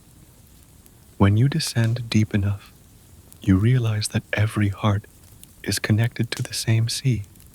That is why Sufi prayer is not asking, but remembering, the return of the drop to the ocean it always was.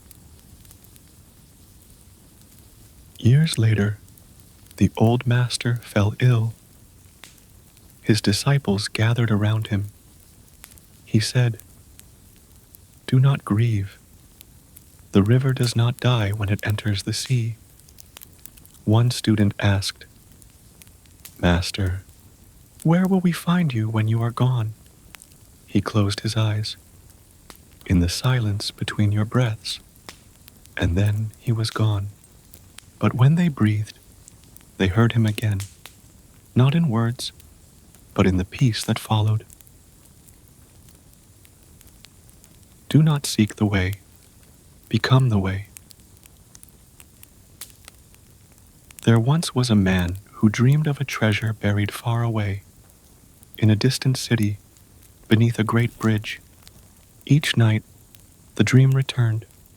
The same river, the same bridge, the same promise of gold, hidden beneath the stones. At last, he could no longer ignore it. He sold what little he had and began his journey. He walked through deserts, crossed mountains, slept under cold stars, and followed the path of a vision that glowed like a small light within him. The road was long, and every stranger he met had advice. "Dig here," said one. "Pray there," said another. "Seek holy men," said a third. He listened to them all, but the treasure remained hidden. Sometimes he doubted the dream. Sometimes he cursed it. But each dawn, the image returned, soft, insistent, like a voice that refused to fade. At last, after many years, he reached the city from his vision. And there it was, the bridge, exactly as in his dream. But guards patrolled it day and night, and he dared not dig. So he waited. Every evening, he came and walked beneath it, pretending to admire the river, until one night, a captain of the guard approached him. "You there?" the captain said. "Why do you come here every night? Are you plotting something?" The man trembled and confessed. He told the captain of his dream, of the treasure, and of the years he had spent following it. The captain burst out laughing. "You fool," he said. "I too dreamed once of a treasure buried under the floor of a poor man's house, far away in another city. I even remember the street. But do you think I would wander the world chasing such nonsense?" He described the house, the crooked door, the small garden, the fig tree by the wall. The man's eyes widened. It was his own house. Without a word, he turned and left the city. He walked back the way he came, through deserts, through mountains, through silence. The road no longer felt long. Every step now carried meaning. He understood that the dream had never been a command. It had been a direction. It had led him away so that he might learn to see what had always been near. When he reached his home, everything was the same, and yet nothing was. He dug beneath the floor, at the spot where the captain's dream had pointed, and there, wrapped in old cloth, he found a chest filled with coins and jewels. He laughed, not from greed, but from realization. The treasure was real, but it had waited until he was ready to find it. He whispered, "The journey was not to discover the treasure, but to discover myself." The Sufis say the story is not about gold. It is about the heart. The heart is the house, the world is the road, and the treasure is the divine that sleeps beneath our fear. We search for meaning in distant teachings, in rituals, in holy books, but the source was always inside. Every hardship, every failure, every exile is simply the map leading us back home. Years later, a young traveler came to the man's door. He said, I too have dreamed of a treasure beneath a great bridge in a faraway city. The man smiled. Then go, walk your path, and when you return, you will know where to dig, because truth cannot be handed down. It must be walked into.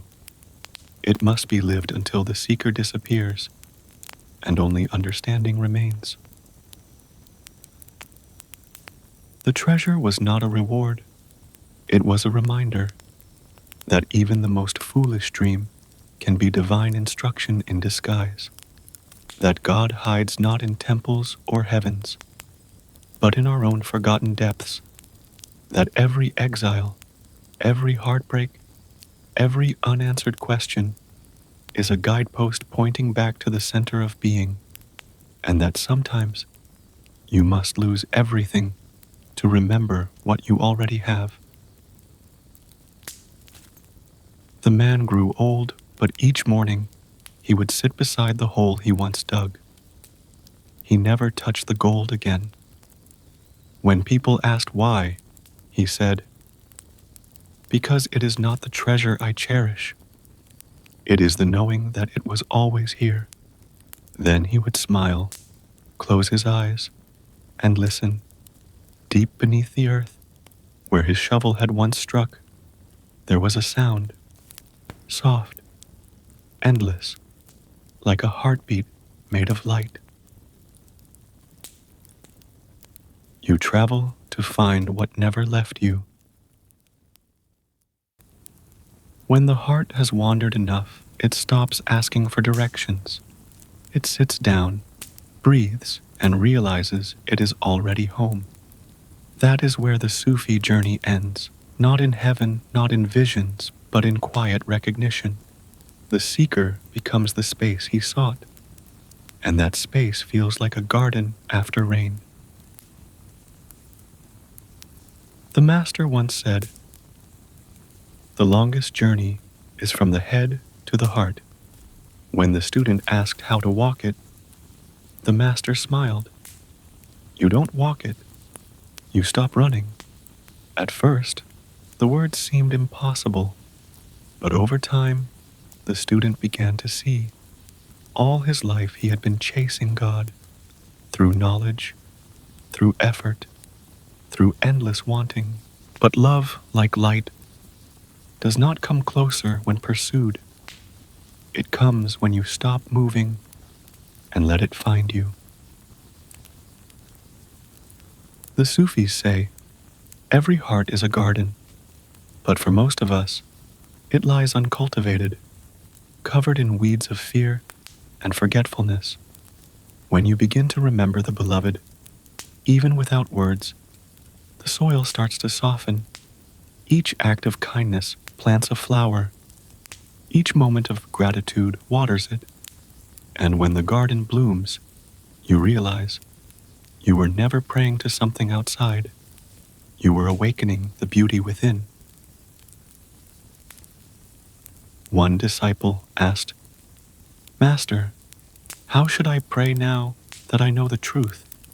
The master replied, "Do not pray to reach God. Pray to remember you never left." Then he poured water into a bowl and said, "Watch how the water moves. It does not rush to become the sea. It simply flows, and so arrives." The disciple understood that peace is not the end of movement, but movement without resistance.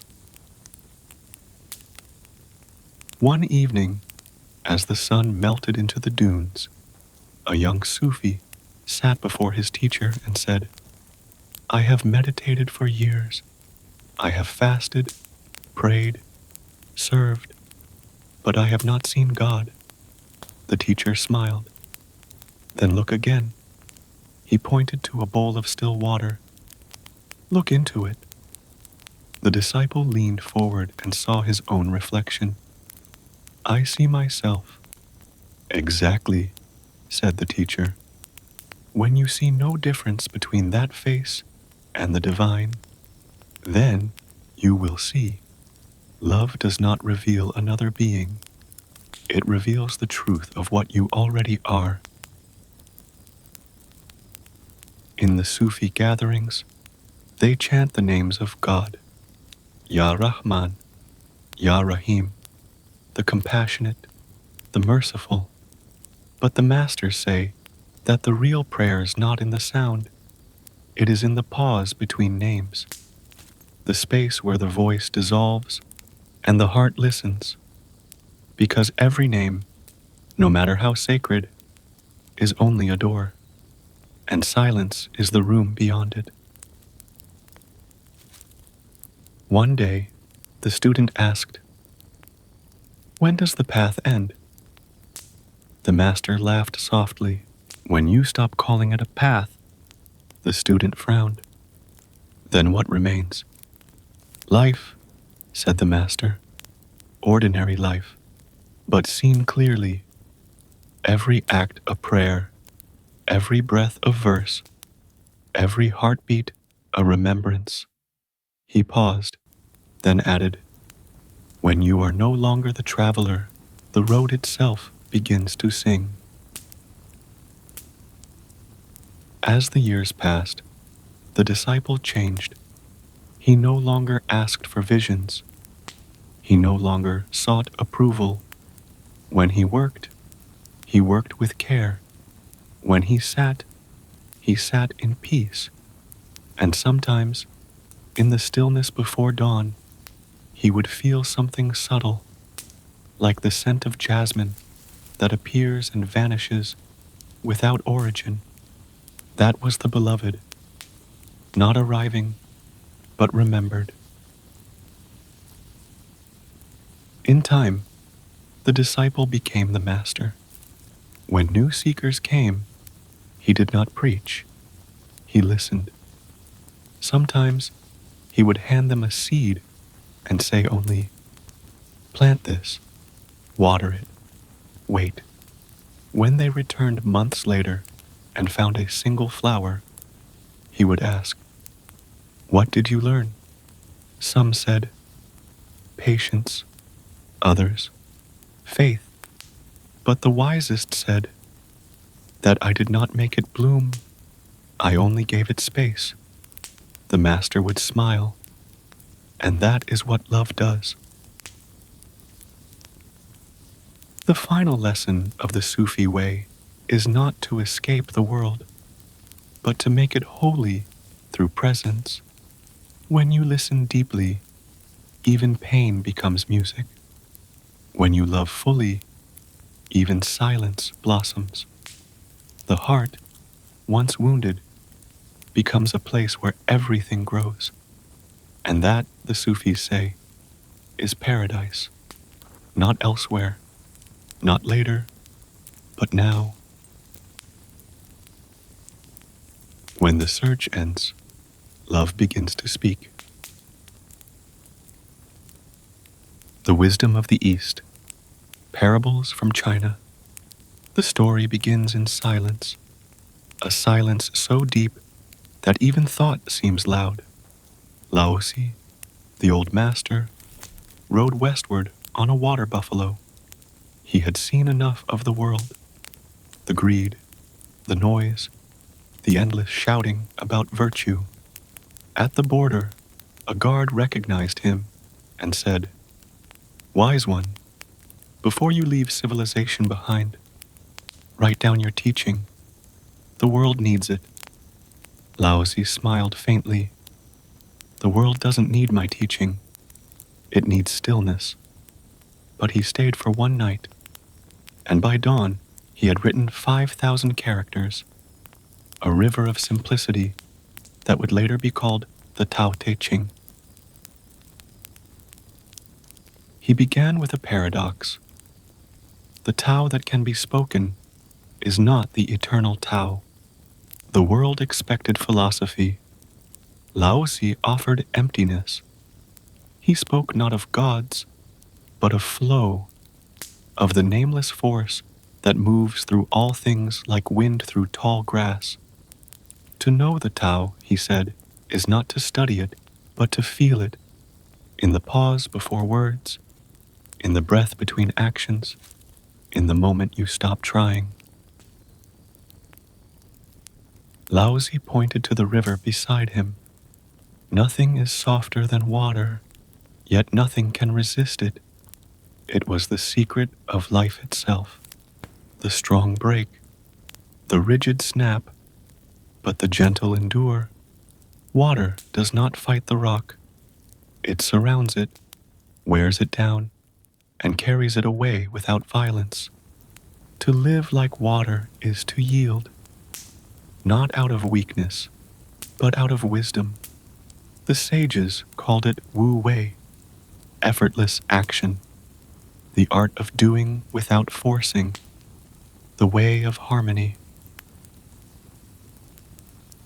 Once a student asked, "Master, why do you praise emptiness?" Laozi lifted a clay cup. "Because the cup is useful not for the clay that forms it, but for the space inside." He smiled. "Fill yourself with too much knowledge, and nothing can enter. Empty yourself, and life will pour through." Emptiness, he taught, was not absence. It was readiness, a state open enough to receive the world. People came from far away to ask Laozi for advice. Each question was a trap of logic, and each time he escaped it by saying less than expected. One scholar asked, "How can I become wise?" Laozi answered, "Subtract one thing every day." Another asked, "How can I be free?" "Stop naming your chains," he said. The scholar frowned. "Then what should I do?" "Nothing," Laozi replied. "When the right moment comes, action will appear as naturally as breath." Wisdom, for him, was not accumulation. It was unlearning. Laozi taught that every force contains its opposite. Light hides within darkness. Softness holds strength. Life is born from death, and motion from stillness. This was yin and yang, not enemies, but partners in the eternal dance. To resist one and chase the other was to live in illusion. To see both as one was to live in peace. He said, "When you realize that all things change, there is nothing you will try to hold on to. When you are not afraid of dying, there is nothing you cannot achieve." When Laozi finished his writing, he gave it to the border guard and said, "This is not a rule book. It is a mirror. Look into it when the world grows loud." Then he rode west, disappearing into the mist. No one knows where he went. Some say he became immortal. Others say he dissolved into the Tao itself.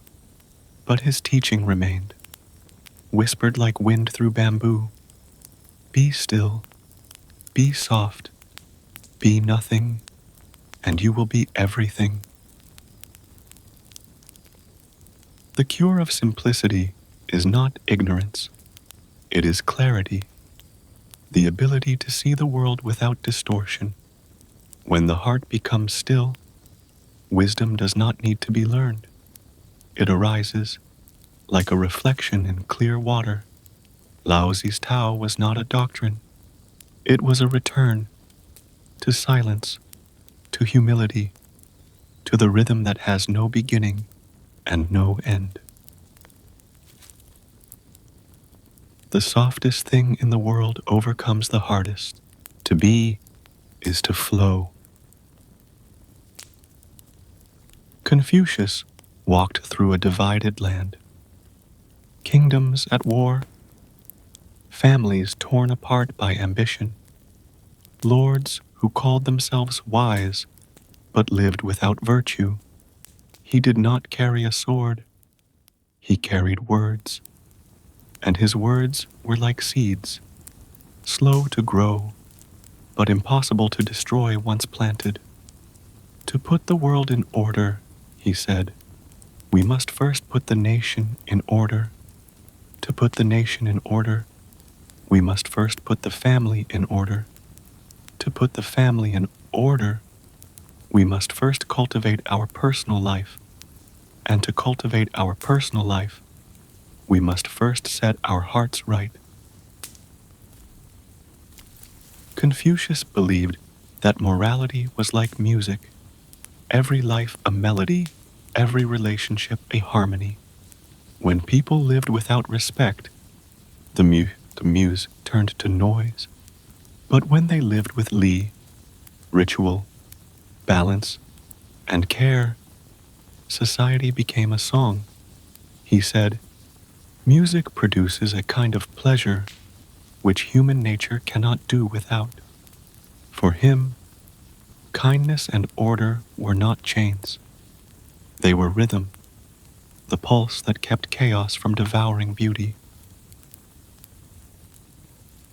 One day, a disciple asked him, Master, why do you speak of music when the world is in flames? Confucius took a stringed instrument and plucked one tight note. The sound snapped sharp and broke. Then he loosened the string too much. No sound at all. Finally, he tuned it just right. The note rang pure. Virtue, he said, is this. Not too rigid, not too loose.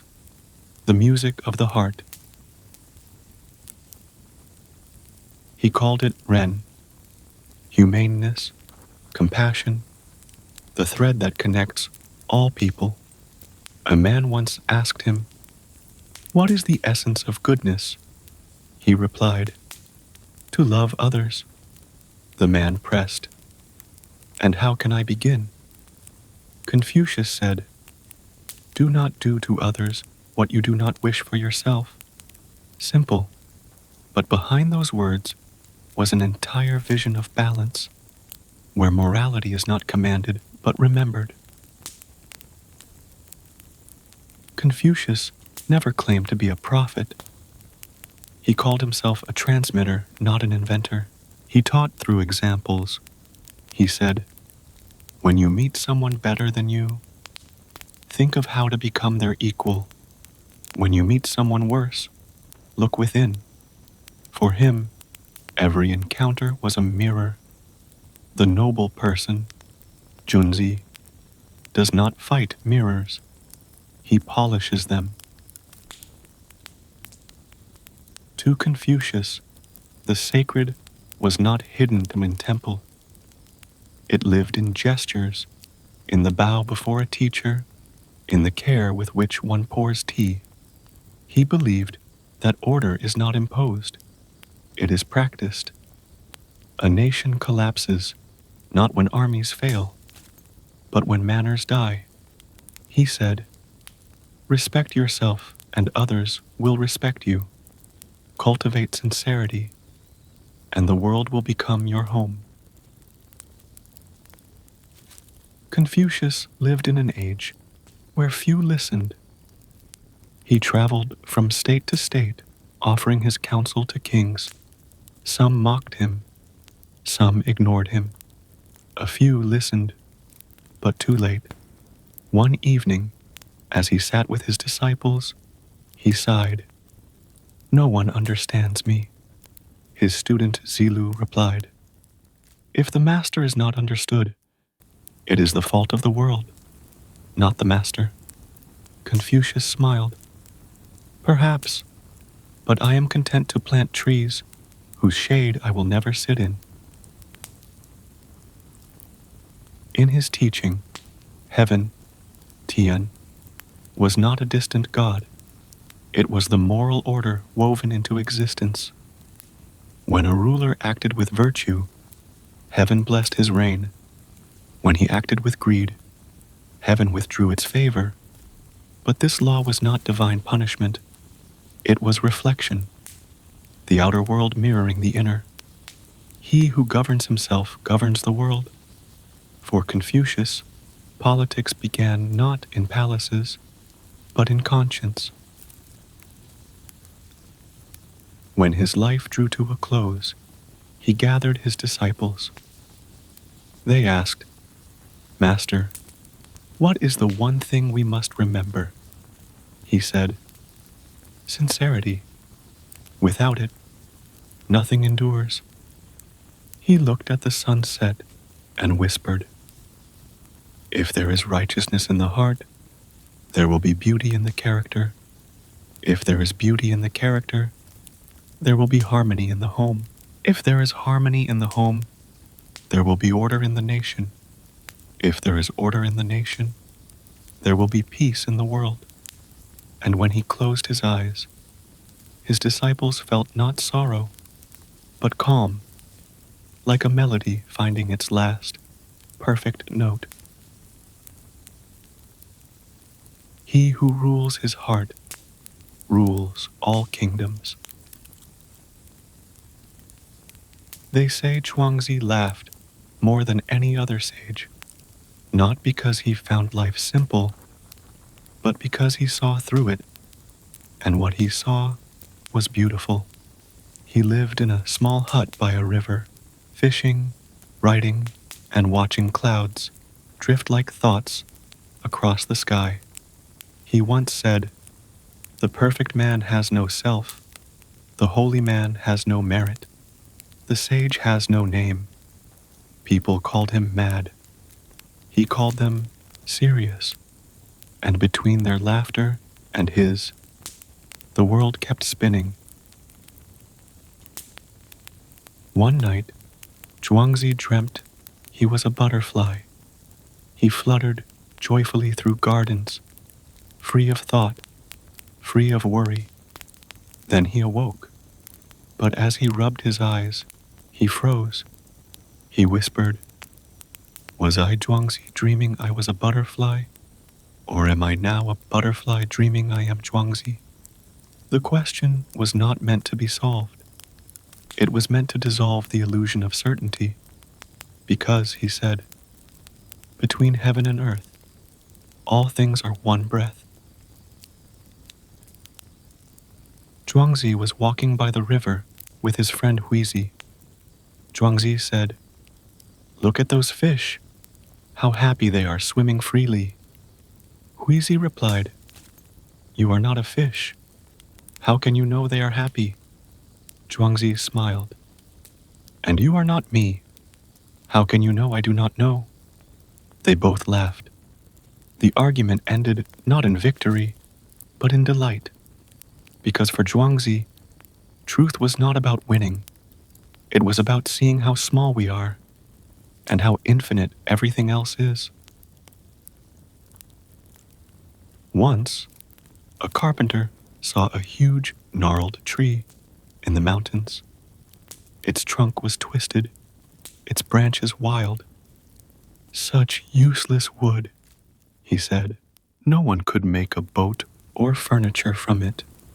That night, the tree appeared to him in a dream and said, "You call me useless, but because I am useless, I am still alive." When the carpenter woke, he bowed toward the mountain. Zhuangzi wrote, "The value of the useless is beyond price." A man once lost his axe and suspected his neighbor's son. He watched the boy's movements, the way he spoke, the way he walked. Everything seemed guilty. Then he found the axe behind his own house. After that, nothing about the boy looked suspicious anymore. Zhuangzi smiled when he told this story. "The mind," he said, "colors the world. Change the mind, and the world changes." There was once a butcher named Ding who carved oxen for the king, but he did not cut like others. His knife glided through the meat as if it already knew the way. When asked how, he said, "At first, I saw only the ox. After 3 years, I no longer saw the ox. I moved with the Tao." His knife had not needed sharpening in 19 years. Chuangzi told this story to show that wisdom is not an effort, but in alignment. When you move with life, nothing resists you. One night, Chuangzi dreamed of a skull lying by the road. He spoke to it. Once you had a family, wealth, joy. Now all is gone. Is death so bitter? The skull replied, You speak of death as if it were punishment. But here I rest. I do not serve kings. I do not mourn losses. I am free. Zhuangzi woke and smiled. Perhaps, he said, the dead pity the living. Zhuangzi's disciples often asked him, Master, do you believe life is real? He answered, Dreams are real while they last. Who can say which dream is longer, this one or the next? For him, the question of what is real was less important than how to live gently inside the mystery. The wise, he said, float in the stream of things without clinging to the shore. Zhuangzi did not reject life. He simply refused to be trapped by it. When his wife died, his friend Huizi came to comfort him and found him drumming on a bowl and singing. Huizi said, How can you sing? She is gone. Zhuangzi replied, When she died, I grieved. But then I thought, before she was born, where was she? From nothing she came, to nothing she returns. If I weep forever, I am fighting the rhythm of the universe. And then he laughed again, because to understand impermanence is not to lose love, it is to free it. In the end, he wrote no commandments, built no temples, and founded no school, but his laughter still echoes in every question that has no answer and doesn't need one. He taught that peace is not control, it is surrender to what is. Flow like water, rest like a mountain, laugh like the wind. I dreamed I was a butterfly, and when I awoke, I found no reason to stop flying. They say the wise laugh more than the clever, because cleverness ends with argument, but wisdom ends with peace. In the old kingdoms of China, there were philosophers and kings, warriors and poets, but also jesters of truth, men who spoke like fools and made the world wiser without preaching. They knew that laughter, when pure, is not mockery, it is release. One morning, the emperor invited a famous monk to teach him the secret of enlightenment. The monk entered the golden hall barefoot. Teach me now, said the emperor. I have no time for riddles. The monk looked around the room. He pointed at a cup on the table and said, Your Majesty, what is that? The emperor frowned. A cup, of course. The monk smiled. And what is this? He pointed to himself. A monk. Good, said the monk. Now that you know the names of things, you no longer need me. He bowed and left. The emperor sat in silence, and for the first time, heard the sound of his own laughter echo through the hall. There was once a mole who was known for his foolishness. He spilled tea on scrolls, forgot his shoes, and answered questions with nonsense. When someone asked him, What is wisdom? He said, Knowing when to act stupid. They laughed at him. But years later, when famine came and the proud scholar starved, the fool survived. sharing his food, telling stories, keeping everyone calm. He had been preparing for suffering his entire life, not through discipline, but through laughter. A wandering monk once stopped at a tea house. He asked the owner, "What is the meaning of life?" The owner poured tea, handed him a cup, and said, "Hot enough for you?" The monk blinked, then smiled. At that moment, he understood everything. That enlightenment was not a thunderclap, but a sip of tea. A king once told his sheep, "I am haunted by my shadow. Wherever I go, it follows." The sage said, "Then move into the shade." The king froze, then began to laugh, a deep, unrestrained laugh that scattered the heaviness from his chest. For years, he had tried to fight the shadow, never realizing it was light that made it exist. That day, the kingdom began to change, because a laughing king is a peaceful one. One morning, a young scholar found an old man throwing pebbles into the river. He asked, "What are you doing?"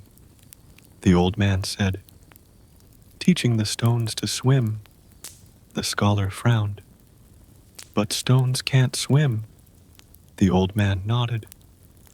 "Then why do you keep trying to teach people to think?" The scholar stood and slowly began to laugh. It was the first moment of wisdom in his life. In a distant monastery, a student meditated for 10 years in silence. One day, his master appeared and asked, "What have you learned?" The student said nothing. He only smiled. The master bowed. "Then the mountain has spoken. Because in the way of the sages, a true smile is not amusement. It is understanding made visible." A mate once built a golden lodge for the nightingale that sang outside his window. He thought, "Now its music will be mine." But once inside, the bird grew silent. The man opened the cage and wept. "Sing again." The bird flew away and sang from a tree, and the wind carried its song back to him. "You can only hear me when I'm free." That evening, he laughed softly to himself. He had not lost a bird. He had lost his greed and gained peace. When an old Zen master was dying, his students gathered and asked, "What is your final teaching?" He said weakly, "I am tired of talking. Go outside and listen." They waited for thunder, for wind, for some mystical sign, but all they heard was the master laughing quietly until his last breath.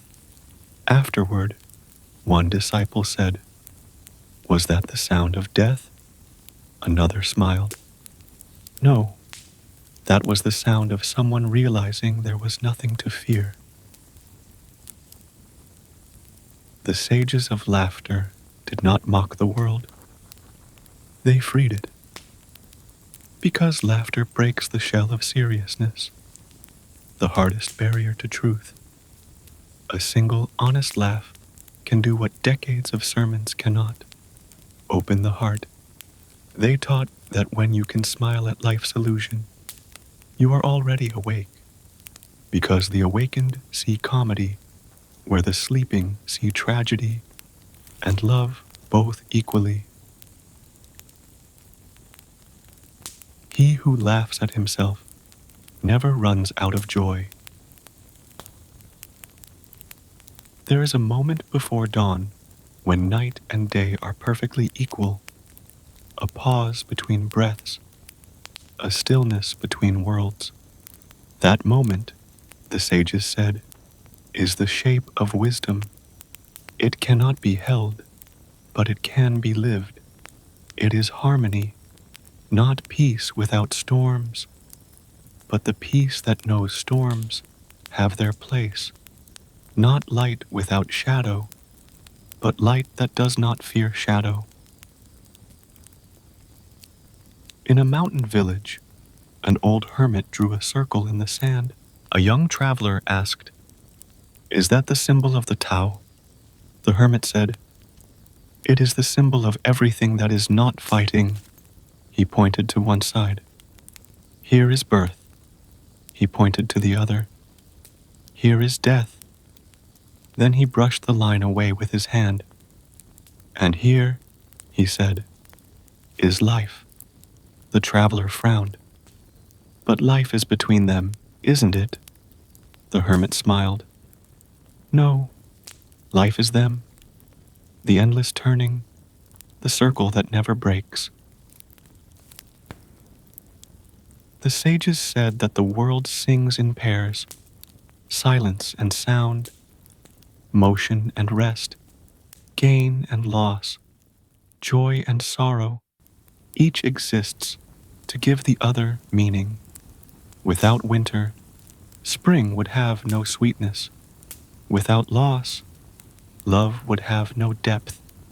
To seek one without the other is to break the instrument.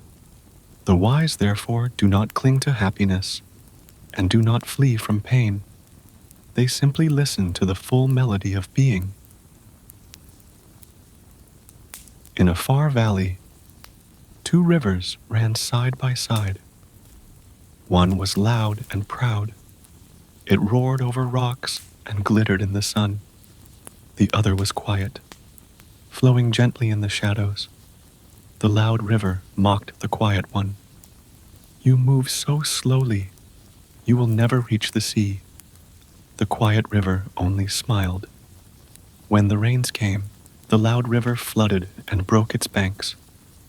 The quiet river wound through the valleys and reached the ocean first, because in the end, stillness always finds its way. The master said that the secret of balance is the breath. Heaven exhales, day, activity, growth. Earth inhales, night, rest, return. Between them flows the human life, a bridge of rhythm and awareness. When we forget to breathe with the world, we fall out of tune. When we remember, we move as part of the great harmony, effortless, alive. To live rightly, they said, is to breathe in time with the universe. A farmer's house once ran away. His neighbor said, "Such bad luck." The farmer replied, "Maybe." A week later, the horse returned, bringing with it 3 wild stallions. The neighbor said, "Such good luck." The farmer said, "Maybe." Then his son tried to ride one of the new horses and broke his leg. "Such terrible luck," said the neighbor. "Maybe," said the farmer again. A month later, soldiers came to recruit young men for war, but the farmer's son was left behind because of his injury.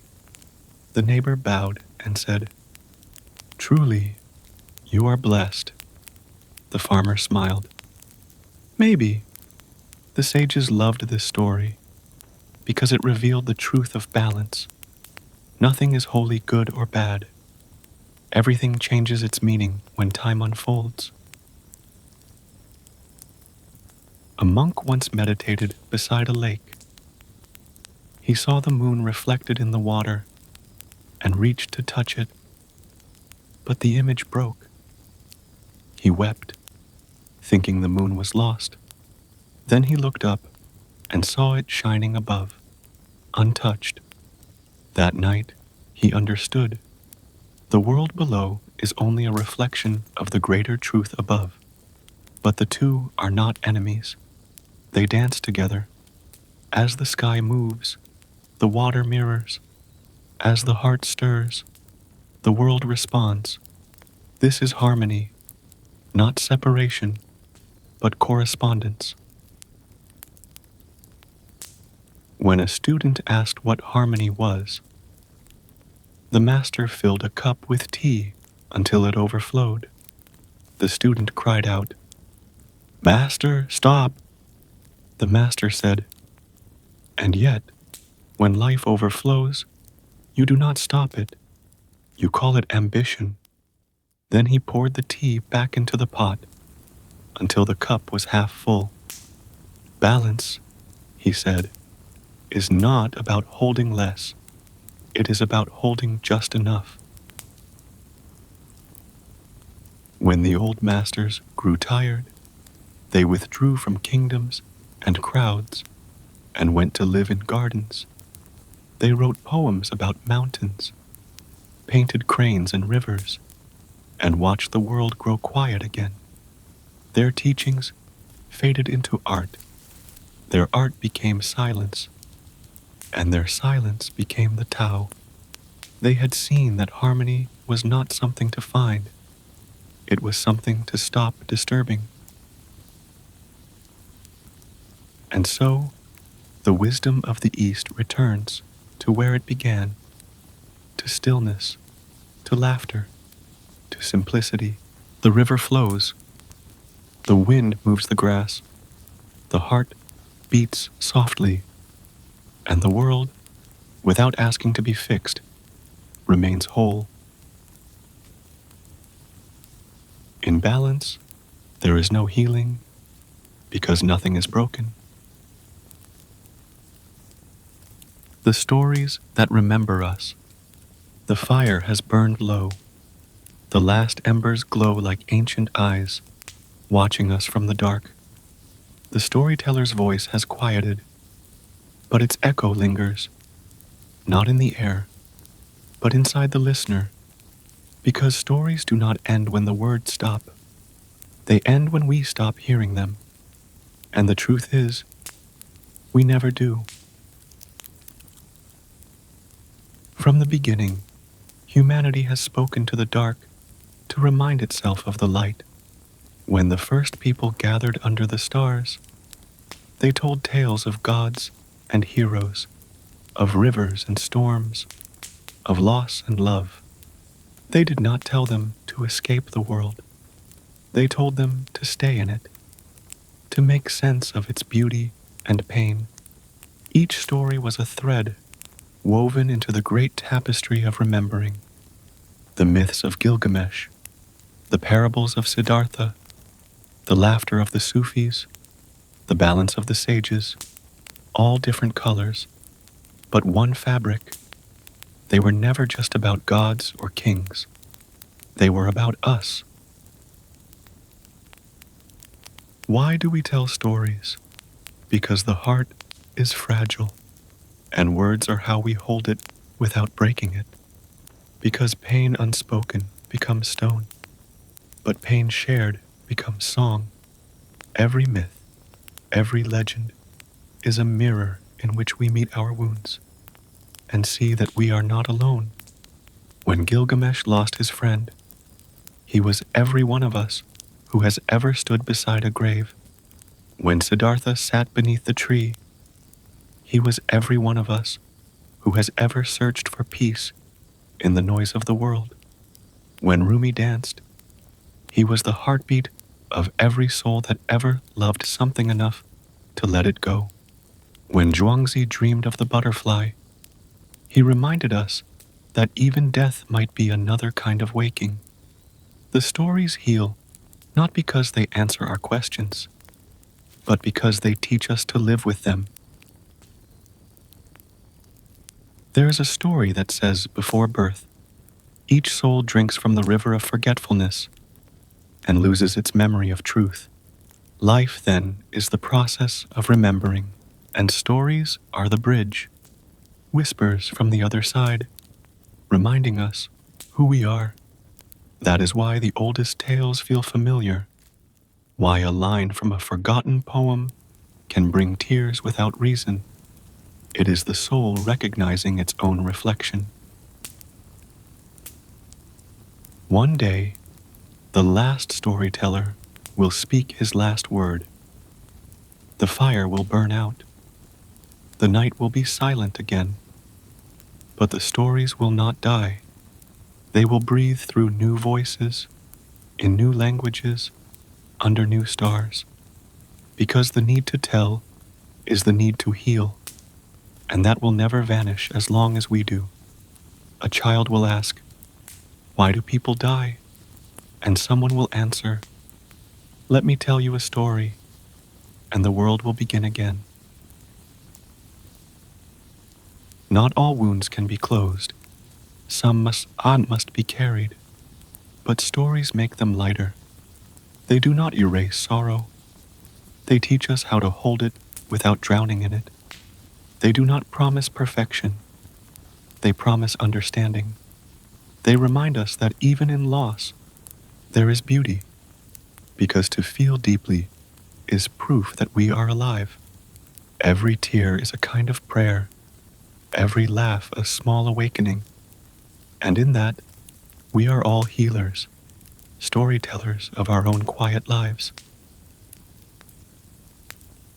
The fire is almost gone now. Only ashes remain. But in those ashes are seeds. Seeds that will one day grow into new tales about new cities, new gods, new loves, and new ways of remembering. And when those future voices rise, they will carry within them the breath of this moment, this silence, this warmth, because stories never truly belong to their tellers. They belong to time, and time, kind, relentless time, is the greatest storyteller of all. So let this be the closing whisper. You are not small. You are the echo of every story ever told. You are the listener, the seeker, the fire, and the voice. Remember that the world is not broken. It is still being spoken. And the stories, they remember you, always.